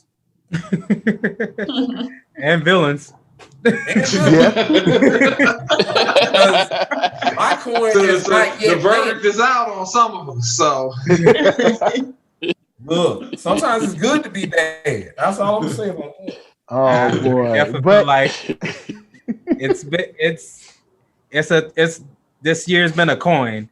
There's a good side of the coin, there's a bad side of the coin. Some of us got the good side of the coin, some of us got the bad side of the coin. If you got the good side of the coin, run with it.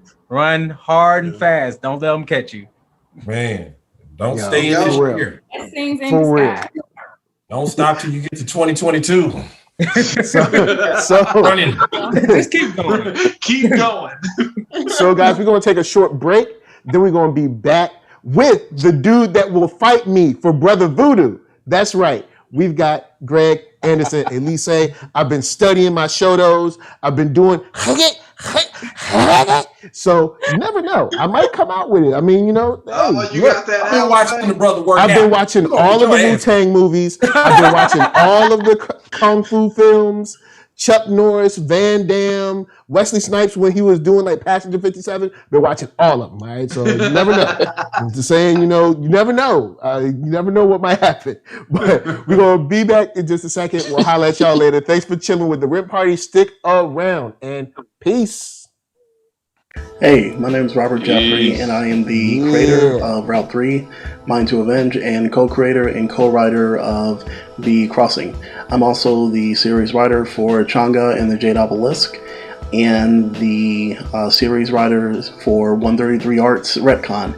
I just wanted to say, you know, hi to everybody, and welcome to Rent Party Part 2. So I hope y'all have a great time. Check out some awesome panels, listen to some awesome creators, and just take a moment to chill. Y'all have a great day. Bye.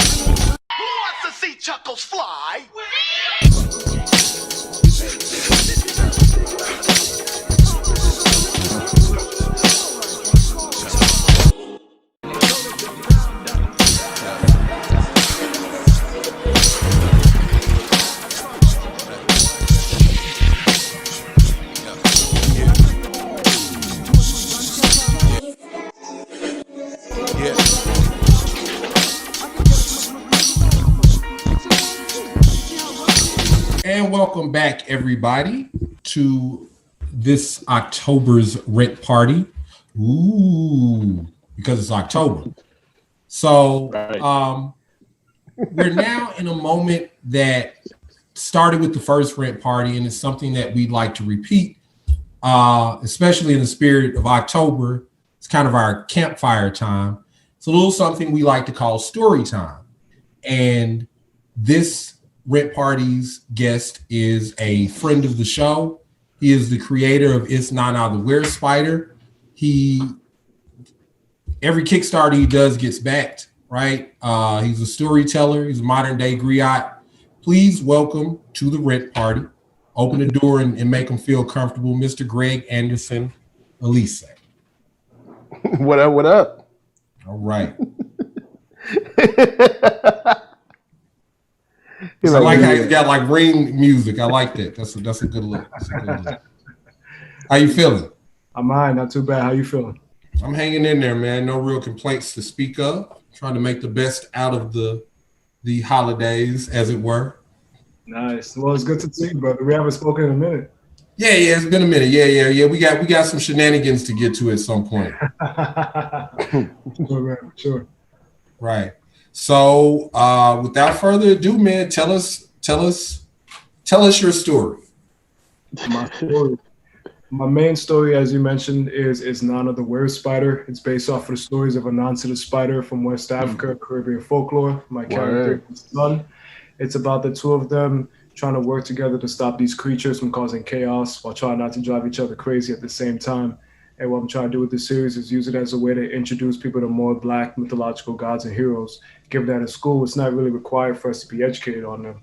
So as the series goes on, they meet characters from Africa, Caribbean, African-American, mythology, spirituality, folk tales, anything that's Black inspired, I hope to put into the stories and be inspired from. And hopefully that encourages people to do a little bit of research and find out a little bit more about these characters as well, these figures. That's dope. So how did this character get generated? Like what brought you to it? What put you in a place that said, I need to tell this particular story? Well, I would ask a lot of people if they knew who Anansi the Spider was at the time. This was before American Gods blew up with their TV show. Mm-hmm. And I used to get a lot of, who is that? Unless they were directly from a country in the Caribbean, or maybe their parents or whoever told them some stories about Anansi. I was very often getting a lot of confusion of people who just had no idea who he was. And so given that Anansi is the god of stories, I felt, and probably when you think about it, the most well-known of a lot of Black gods. So I felt if we don't know who this guy is, then that sucks. That's really telling.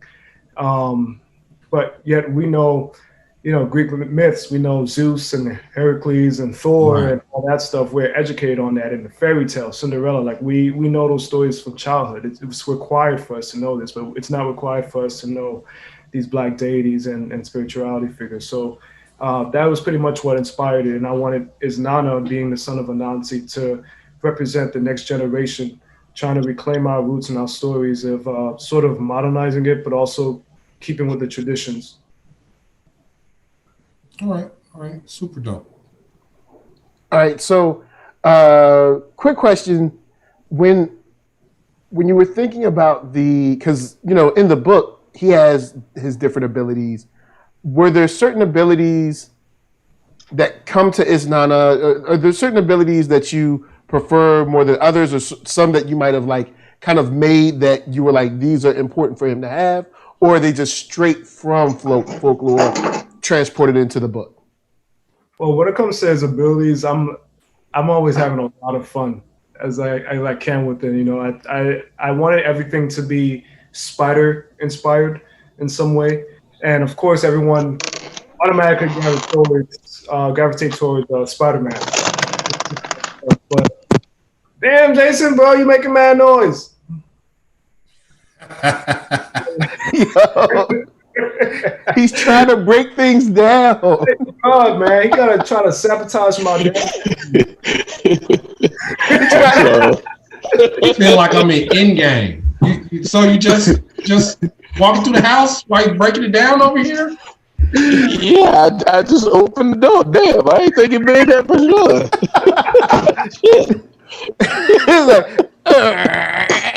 I mean, and I'm trying to pay attention, and then you over here in the Spike Lee movie, so you just on the Steadicam moving through the house.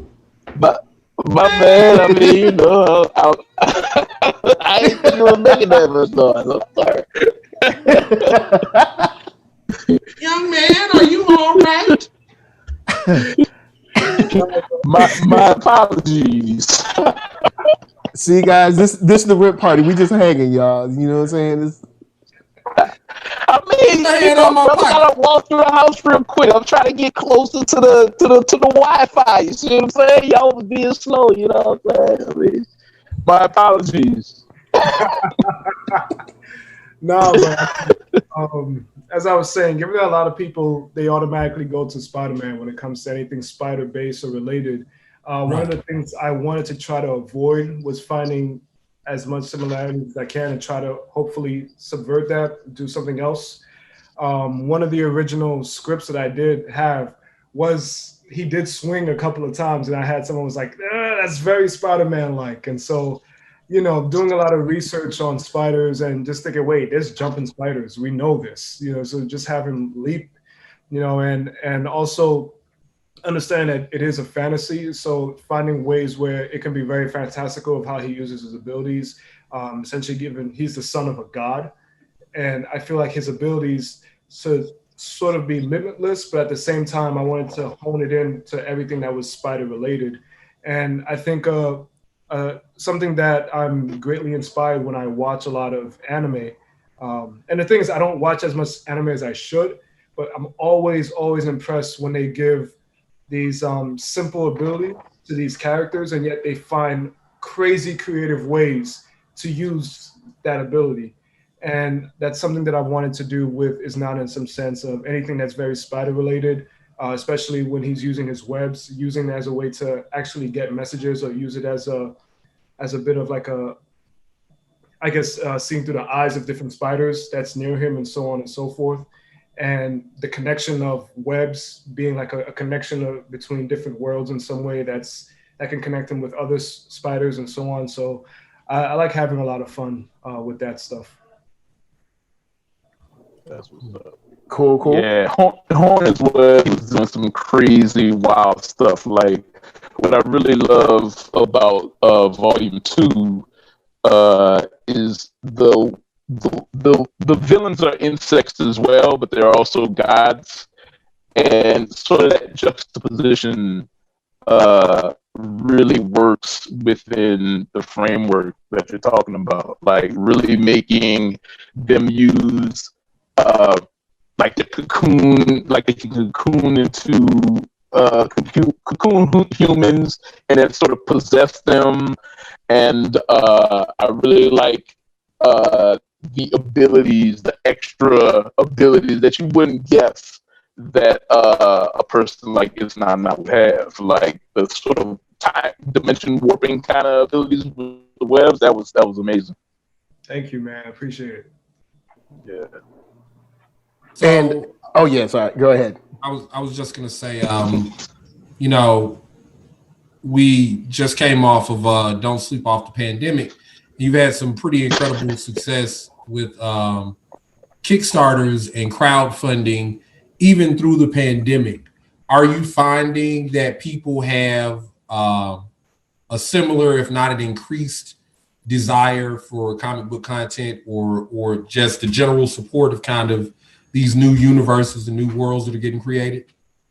Yeah, I feel, especially during the beginning of the lockdown, one thing I was very worried about launching anything in the very beginning. And so I think the first person that I realized who did that was Roye, you know, with, I forgot which, I think it was the Ayanu that Kickstarter he did. Yeah. And that crap like blew up. I was like, whoa, bro, like this is literally the beginning of the pandemic. How are people finding money to give to you?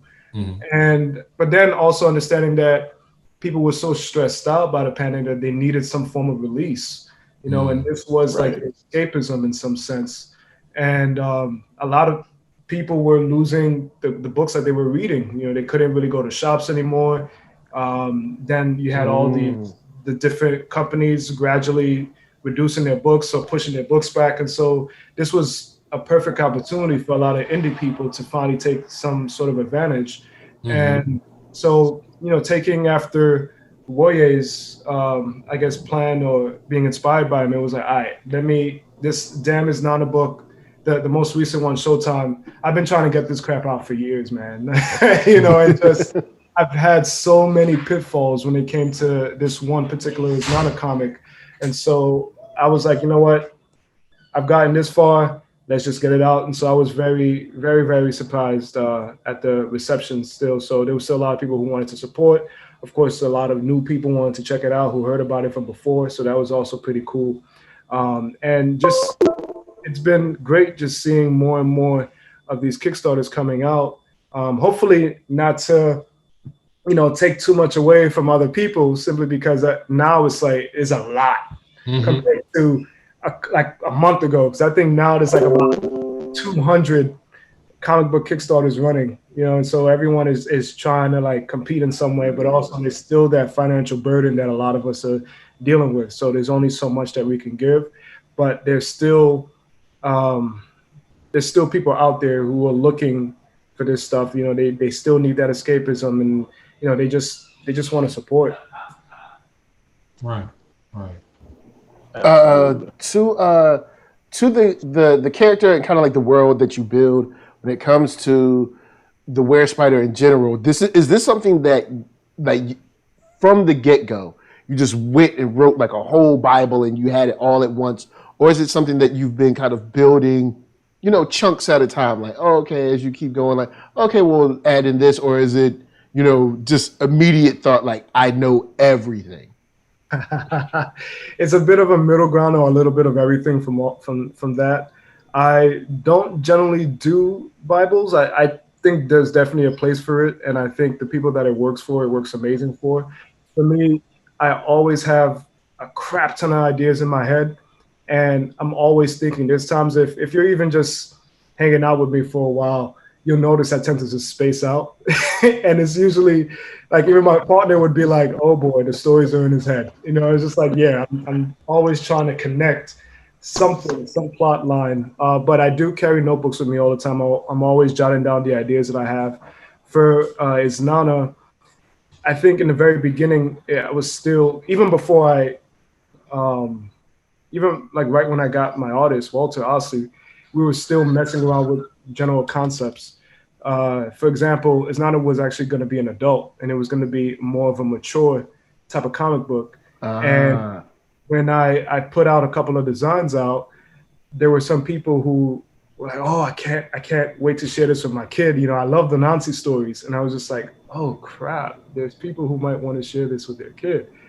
And from there, I just thought, wait, like the message that I want to do is to introduce people to more of these Black characters. So why shouldn't I allow that? Like, I want kids to do this type of research and find out some stuff and be excited by our background stories. And so that sort of changed. And I have like general ideas where I want the story to go. I'm always thinking, as I said, there's a lot of setup. There's things that I set up from the first volume that a lot of people don't realize why I'm setting it up. And that's just the way I write as well. I'm always trying to think ahead. I'm always going back. Like, I think even Jason could attest to this. There's been so many, I've done so many drafts for Stronghold. Simply because why? Like, I got to like issue 3 and I was like, bro, I wrote something in issue 3. I need to go back to issue 1 and now to hit and to set this up for issue 3 to be dope. And so I'm always. I'll be like, dog, we already drew it.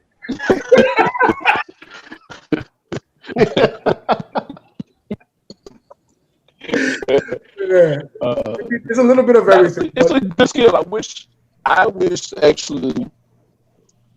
that I did it.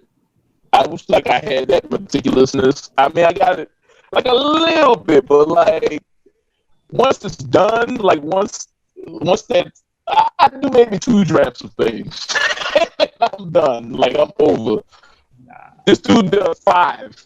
Like I do we are fast draft 5 or something right now.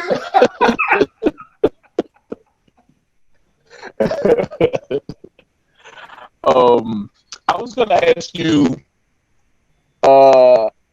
like how do you put together the creative teams? Because obviously, each book sort of has a revolving creative team. You definitely use like a lot of the same people, but not necessarily in the main story. Sometimes they're doing back matter or side stories, you know, like stories behind the main story. So, like, what is your process of picking out people? Do you just use people that you like or or like where do you go, that kind of thing? Well, when it comes to that, I'm a huge, I just love art in general. I love different types of art. I may have particular that I gravitate towards when it comes to style, but I never like the same things over and over and over again. And when I created as Nana, the original plan was for each story to be a different artist. I usually used to say, hey, I'm a hoe when it comes to art. I love art. I want all of it. Give it all. And when I actually met Walter Osley, when I was working with Walter Osley, Walter is just so freaking cool to work with, and I love his style. I love the crazy crap that he does, how he distorts figures and how he plays with panels and his layouts. And he was actually, I was going to get him originally to do volume 2. And because it was just like, he was like, I thought you only wanted me for volume 1. I was like, I know, but it was so dope and this and that. And I was like, dude, I want you for volume 2. But he had already scheduled some other books. And so it was conflicted with the time that I wanted it to. And so that's why I ended up getting Daryl Toe. And Daryl Toe and I, we were working on another book, but we decided to scrap it. And we continued, shooting the shits. And then I asked him, hey, would you want to take over as Nana? He was like, yes, and of course, Walter, eventually he finished a little bit of what he did. I was just like, all right, I'm going to get you for the back matter, at least for volume 2. And that's just been where it went back to my original idea of I want these different artists. And I try to think of the type of stories that I'm doing. So even though I do market as Nana as a horror type book or horror fantasy, it's also very genre breaking. Each story is very different from the next. And so I feel like it's a good way to capitalize on different types of artists to really showcase that different style of the storytelling that I'm doing, because I'm always challenging myself as a storyteller. And I think having those visuals complements that. And so that's one of the reasons why I do it. Even with Showtime, I wanted someone who can maybe do an almost graffiti type style, but very fluid, that seems very city and urban. And that's where Miguel Blanco came along. Right. And I was actually looking for different artists in general. And when I finally settled on Miguel, and he was like, yeah, definitely, because I knew Miguel. I knew his work ethic. He's from New York. He's been in Philly. Like he knows like city life. And so I was like, all right, so this is what I want. I can't see no one else but someone from New York to do what I want for this book. And so it really depends on, if they can fit the style that I'm looking for that particular story. And also I hope it's somebody that I can get along with. Because I've heard a lot of horror stories of people working with an artist and they have no rapport with each other. And I hear it's disaster. So it has to be someone that I can get along with. I mean, it's not always artists. Sometimes it's writers. But writers are the bomb. I'm talking for myself now. So the heart of what this segment is of course story time, and you've told us a lot about your process, about the way that you have come to create these stories. But for the uninitiated, for someone who perhaps is not familiar with Isnana, if you were to tell them the story, like they were at a campfire, or considering it's Halloween time, like it was a ghost story, in, let's say, 4 or 5 minutes, how would you tell them? Go. On the spot, right now, do it. What? It was a dark and gloomy night. What? All right. Wait. So, any is not a story, or like what the general story, who he is, how he, just kind of like if we were jumping in from the beginning and you were kind of giving us season 1 with light spoilers. All right, I got you. All right, so Anansi the Spider in the story, in the mythology that I crafted, he is the son of Dayami, the sky god.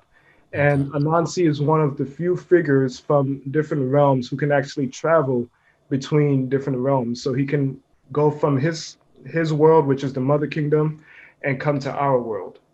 In the Mother Kingdom as well, he has various children. Mm-hmm. He even mentions in volume 2 that he probably has like over 200 to 300 children. Mm-hmm. He's a spider. I get around. He gets around. Yeah. Gets around. Isnana is one of his many, many children. But the thing with Isnana is he doesn't quite have a relationship with Anansi.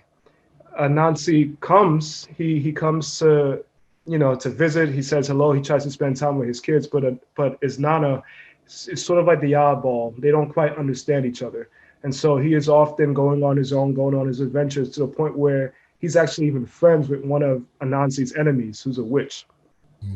And so Anansi in his travels, he comes to Earth at one point, and he actually gets tricked, and his powers get stolen by this sort of megalomaniac rich dude who just think this man represents his white privilege. He's just stealing black shit. He steals Anansi's powers.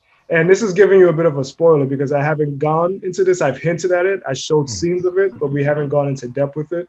Okay. But in Anansi trying to find a way to escape, and the fact that he's been missing, and people from the Mother Kingdom has realized Anansi has been missing. Something is going on. This might be very dangerous for our world if Anansi is not back. Isnana, with the help of the Witch Mistress 5, who is one of Anansi's enemies, actually, they come up with a plan in a way to come to Earth. And doing that, Isnana accidentally breaks these barriers or portals from different dimensions and universes that brings a lot of these creatures into Earth, and also has them going into different worlds at the same time. So when he comes to Earth, he finds Anansi, finds his father, but instead of going back after finding and saving his father, him and his father decided, you know what, let's work together. Let's actually bring all these creatures that Isnana accidentally unleashed and bring it back to where they're supposed to go. And at the same time, this is also a way for them to bond and to grow because they've never had a relationship before. So they're learning about each other. They're learning ways where they can grow together, especially given that Anansi is very fight ready. He's always, looking for something to do, while Isnana is more of a pacifist. And a lot of the stuff that Anansi does, he does not quite, that's not him. And a lot of the stuff that Isnana does is not quite Anansi. So this is a good way for them to finally blend and learn about each other. And in doing that, it is also a bit of a coming of age story where Isnana is trying to figure out who he is, while also hoping that he can please his father, that, he can continue to have a relationship with his father, but also understanding that he is his own person. And that's a lot of the themes and message that I want to do with Isnana the Were Spider, and hopefully have them meeting more and more of these Black deities, as I mentioned earlier. And so essentially, this is also a celebration of Black culture. And I want Isnana to explore different aspects of Black culture and acceptance and understanding, self-love at the same time. And so essentially, it comes down to Isnana being a coming of age father and son story, which is also an exploration of Blackness. Cool, outstanding. So there you have it, folks. If you were ever looking for an excuse to get into some new stories that touch on some age-old deities. Here's your opportunity. So Greg, tell people where they can find your work, where they can pick up the first issues of his 9/9, where they can pick up anything else that you might be creatively attached to at the moment. Cool. So I have my website, which is webwaycomics.ecwid.com. You'll be able to find everything that's available for his Nana. Sometimes I sell out of stuff, and then Jason Reeves has to save my ass and print some more for me. In like a week. Yo, I need these books right now. Come on, bro. That is the best way you can find it. You can also find it off of Amazon, Peep Game Comics. You could find Jason Reeves with 133 Art, his website. You know, you should be able to find at least the one shots, the smaller is not a books. Yeah. Good deal. Hopefully Showtime, but definitely Ballads is on bigdistro.com as well for retailers. If y'all want to jump on some of that.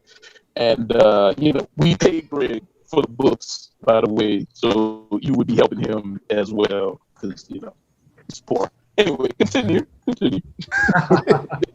Carry on, if you will. And Greg, you let me know when you're ready to announce that other thing. But let's do it right now. Do it right now. Oh, where we got exclusive? Do it right now. Premiere. Yeah, we're working on an anthology together with some stories of varying spaces within the diaspora. They journey into mystery to varying degrees, strange tales, if you will. I'll just say look forward, because I'm not telling them everything yet. But we'll be premiering some stories that might very well change the way you look at the world that you live in.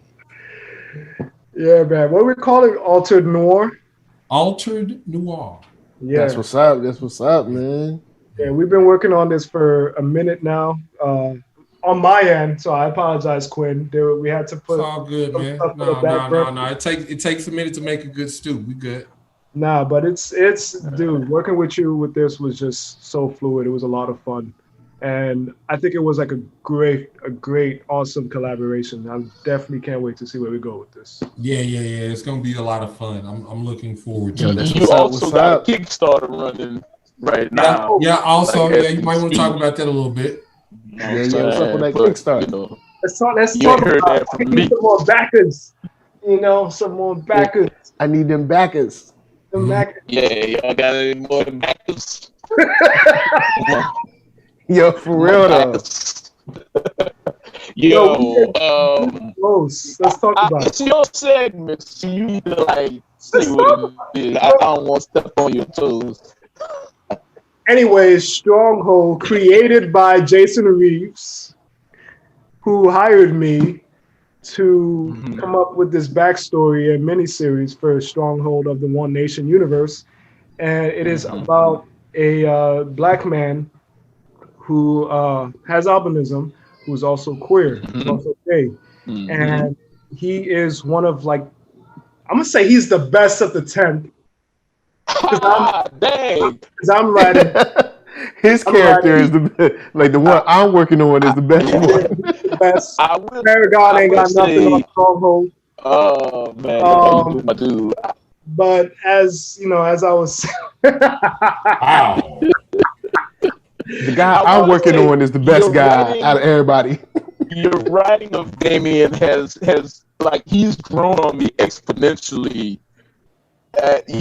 Reading every script that's coming back and forth, and man, you're doing an amazing job. People don't know the level of storytelling and the level of just characterization and just awesome comics in general that they're about to get. Because man, it's such a great story you crafted, and I hired you to do one damn issue, and then you end up doing what, 5? It was not no damn one issue. not know there was. I was like, yo, let's do one issue. And you was like, I got 5, son. Yo, I got this. But, we had a lot of different ideas that we wanted to do with Stronghold. Right. And it's funny, I keep thinking about how it originated, because even from before, Stronghold was supposed to be white. And I remember when Jason contacted me to write Stronghold, a part of me was just like, hey, I'm not getting typecasted of always writing these black characters, you know? But then I was like, well, why you want me to write the gay character for, man? You trying to pigeonhole me or some shit? And pigeonhole me? And they're like, wow. But he was like, no, I need somebody who understands, who can add some nuance and care. So I was like, all right, cool. And as we were creating the story, I think I was already like 2 or 3 issues in where we started looking for artists. And then Jamel, we were thinking about getting Jamel to draw. And he did a design where he looked black. And from there... black, and I was like, black. Yo. I don't know, all of a sudden he was like, yo, we gonna turn him black now. I'm like, this Negro, man. Like, I did all 3 issues of it. You messing up everything. But then I was like, you know what? Nah. I think it works, because that also added a nice little dimension to what he was going through. And then it was just like so many things that people go through, especially like biracial black folks, that we don't commonly see when it comes to even comic books. And also going with we already established that his family were bigots. And so it was just like, yo, this adds a lot of different dimensions. Not only is they're bigoted for his homosexuality, but the fact that he's part black. You know, well, it gave us a lot of room to explore like that side of blackness. And like the idea, I think you came up with this, where his parents force him to straighten his hair when he's a little kid so that he can seem like a white kid. Like the level of like self-hate burned into you with that act from your parents, and growing up in like this sort of rural white area is just like, that's so much stuff to play with, you know, that's so much stuff to write and kind of delve into. I thought, man, it's so much richer having him be a black man. It's so much richer having him be biracial. You know what I'm saying? Even on top of the LGBTQ issues that he's like dealing with as well. You know, like this dude is coming up in a straight up like homophobic place. Like his town, and I grew up in the South, in towns similar, and it's a lot of homophobia going on down there. So on top of that, you have to deal with anti-blackness, like, and you're a superhero too in like the future, like a futuristic city. Like that was some meat that I think that gave it, and I really like that about it. And you handle it perfectly. I gotta say, like, kudos to you, man. I mean, I know we talk a lot of stuff online and whatever, but man, I'm super impressed, dude. Like, real talk, like, for real. I appreciate it, man. You give me that avenue to really explore, you know. So I appreciate that. Yo, that's what's up. Yo, we got premieres here, world premieres, exclusive. Right. Come on, man. Kickstarters, holla at Kickstarter.com, Stronghold. Man, come on, y'all. Y'all know what y'all getting. But honestly, straight up, thank you for your time. Thank you for rolling through. You know what I'm saying? The Rip Party is better for having you here. You know what I'm saying? Anything you need to say to the folks before you bounce? F y'all, no. No, thanks. Thank you for having me. This was actually a lot of fun, so I really needed this today. Hopefully you guys check out my books, check out Isnana, check out our Kickstarter that we're going on right now, One Nation Stronghold. We are right freaking there to the goal. Stop playing in my face. Stop playing with his emotions. Stop playing. No, I always try to write stories that I wanted to see as a kid. You know, I know how much this stuff meant to me, wanting to see this type of representation. And so the fact that I have that avenue to do that, and I have someone like Jason Reeves, you know, to help me with that goal as well. And even working with Quinn McGowan, like that, our book that we have going on also represents some of the stuff that I wanted to see growing up. And that's all I want to do. So as always looking for that type of support, because I know there's other people out there who wants the stuff that I'm writing, who wants the stuff that I've been looking for. And so please don't be afraid to support, spread the news, share it, everything. All right. Well, ladies and gentlemen, please put your digital hands together for Mr. Greg Anderson, Elysée. Word out. We're going to go to a break. See y'all in a second. There are places on Earth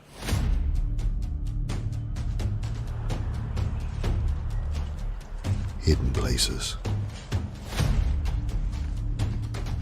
Places that the gods don't even talk about.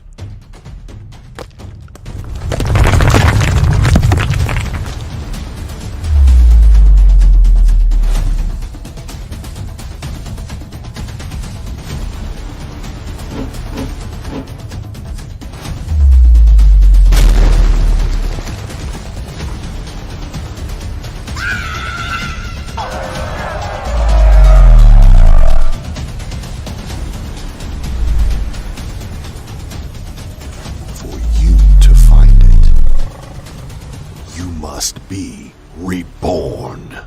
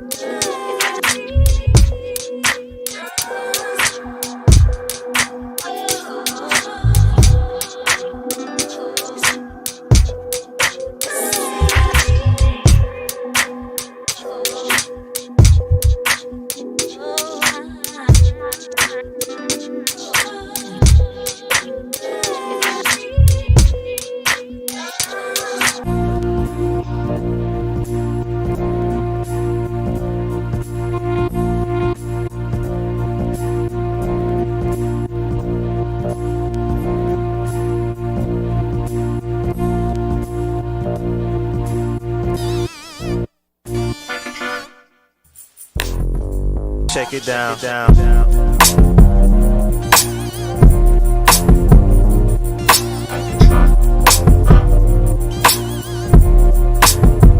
Check it down.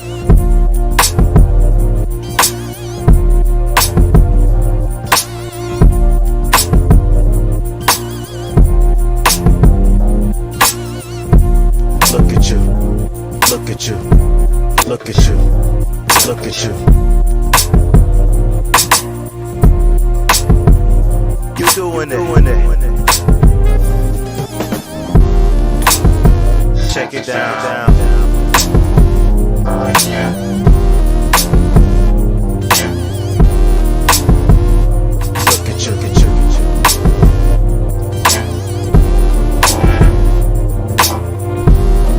you. Look at you. Look at you. Look at you. You doing it.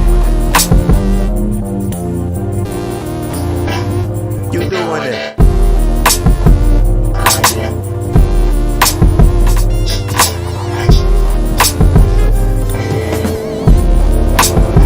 Check it down. Check it down.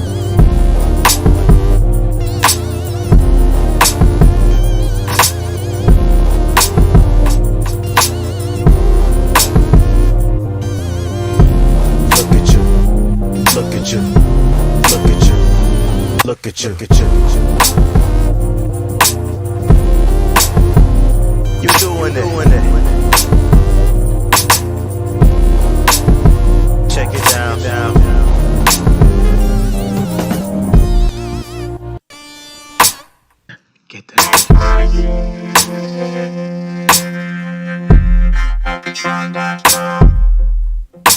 Check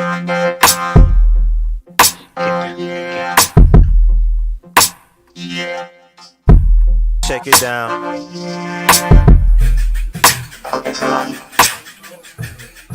Get the place to be. When you're in my city, ARCKATRON, video.com. Oh yeah.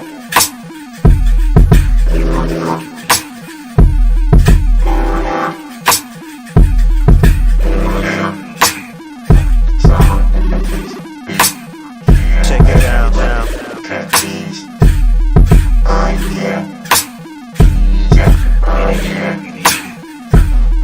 Oh yeah.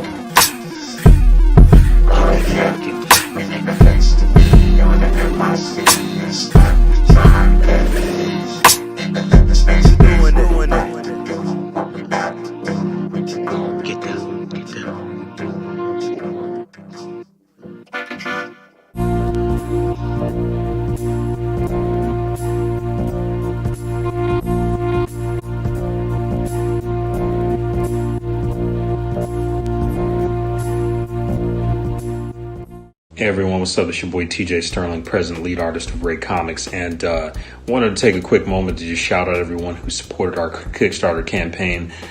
Just last month on September 11th, we actually closed out our very first Kickstarter with almost $22,000. It was absolutely incredible, and it was really due to you guys, the fans, the supporters who showed up for us and really supported this big, man. I cannot wait to get those books in your hands. Can't wait to get the t-shirts and the toys and all the great stuff that we had on the campaign in your hands. It's really going to be an incredible thing. So thank you so much. And really and truly, like, I feel like the Kickstarter itself was incredibly successful to the people who believed in OPENESS, the story, as well as me and the business of Black Comix. And just for people who don't know, OPENESS is a sci-fi martial art action story about a young man of color that has a latent superhuman ability that could potentially save the human race. OPENESS is currently in its fourth issue, which is technically the fifth book in the series since there was a prequel, issue 0. And it's incredibly fun, dynamic, and action-packed story that I think you would love. I think your brothers, your sisters, your friends, whoever's a big comic book lover, whoever likes great stories, this is a book for you. So I definitely, I suggest you check it out. We still actually have Kickstarter rewards that are available on my site right now. So if you missed the Kickstarter, you can actually get some of those rewards still. You just have to go to raecomics.com/Kickstarter. That's raecomics.com/Kickstarter, and you can get in all those fun rewards. So again, thank you to everyone who supported, and I'll see you soon.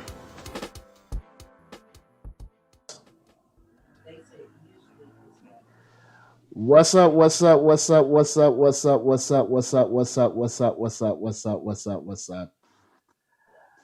We made it, guys. Okay. We made it. We here. We did it. We thank you for your time, man. We thank y'all for coming through. The rent party the morning service has almost come to a close. I want to give a shout out to down in the bottom square, Quinn McGowan, right here, Jason Reeves. We were able to form like Voltron once again and make this thing happen. We had some cool people roll through. Shouts out to Brandon Thomas, Takia Marie, Gamma Ray, Robert Jeffrey, Lazy Nerd.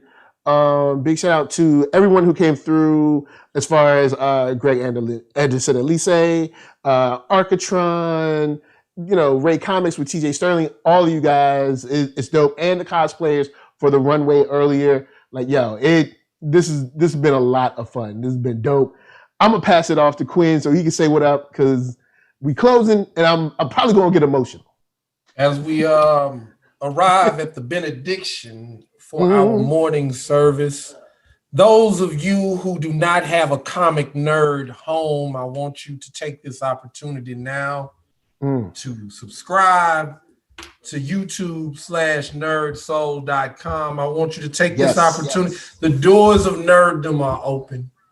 And I want you to come on down and make a commitment that this day you're going to find something to read, to be passionate about, some way to play, and that you can enjoy this red party on this Hallows Eve. I want you to dress up as somebody, but I don't want you to touch nobody. Now touch your neighbor metaphorically and say, part 1 is down. Part 2 is coming tonight. Part 2 is tonight, y'all. Man. And Jay Reeves, do you have any words of wisdom? Oh. He like winter is coming, y'all.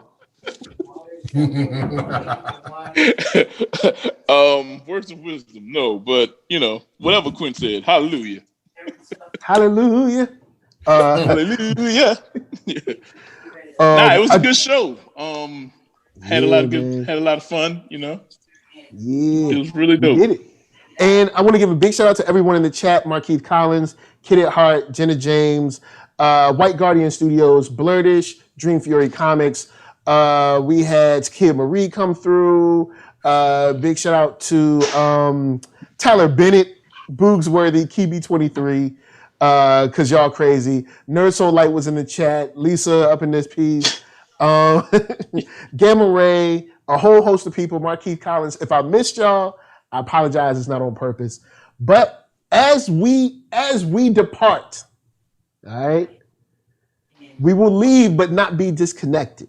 All right, we will not disconnect. We will keep the energy strong with the links below. Follow those people. Patron their services, their items and products. And we're going to leave y'all with SP, the Soul Prophet. He's going to take us out. Got some dope music. And yo, look, we did it. We did it again, and we got one more again to do it. Well, if y'all want to see the stream, I'll stream at 3 for some gaming. But then also, we're doing it again at 7 p.m. PST tonight. Don't go nowhere. You don't want that COVID candy. Just stay inside. All right? Don't get that COVID. You can go to the store, buy candy. Buy candy at the store. Don't get that house candy. Don't be getting that. All Hallows Eve edition. Let's go. Yeah. Right. Word up. So wear a mask, be safe. We love you. Yes. Yeah, for real, y'all, because that's what's up. So from us to you, thank you for rolling through. We're going to wrap it up with SP, the Soul Prophet. Let him take it away. Peace. Y'all. We out. What's up, y'all? It's SP, the Soul Prophet, NERDSoul. Appreciate the opportunity, big dog. Got an important message for y'all. There's power and purpose. Find yours, and let's make a difference. Let's get it.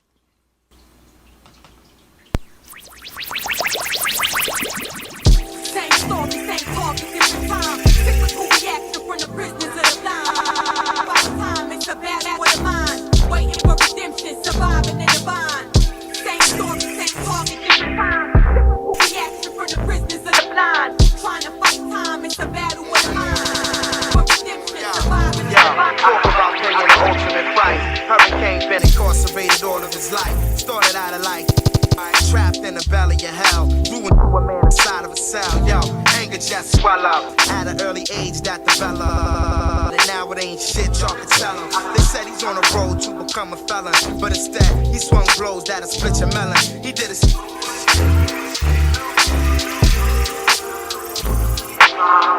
for him to make the system. Yo, they rather look you in the face and shoot it and leave the spot. Leave your whole life blank in court. When you scream, I didn't do it. With sweat leaking from the outline of your salute. Let's get it. Stand the point that you at, or how the hell you came to it. Flashback forever. Imagine you locked down forever. Could you understand the weather? Could you hold it together? Tell me that you know the pain. Imagine if your life was like a hurricane forever. Imagine you locked in forever. The doors and the weather, you built for that weather. Yeah, you know what I'm saying? You know what I'm saying?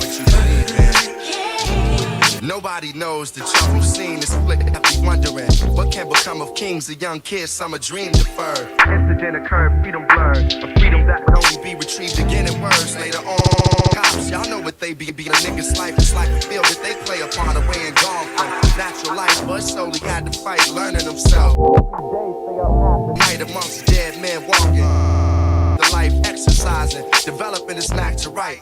Never leaving the cell in this world, he tried what he loved on the outside world, detached himself. You know the cards blacks get dealt by the system. He drew a picture of freedom with many dimensions. This picture proved to be bigger than black and white. A young soul named Lazarus brought him back to life. It's amazing to a man what a book can do and how certain books seem to look for you. This is the story of a champion's fall and rise. The story left me right in my eyes. Yeah, man, imagine you locked down forever. Could you understand the weather? Could you hold it together? You know the pain. Yeah, imagine if your life was like a hurricane. A hurricane. Imagine you locked in forever. Could you understand the weather? You built that weather. Yeah, you know what I'm saying? You got all I'm saying. What you believe in.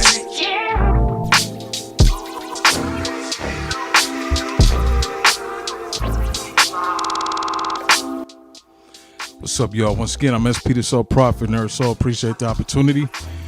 We all got power. Let's utilize it to make a real difference. Let's get it. Find your passion. Use it.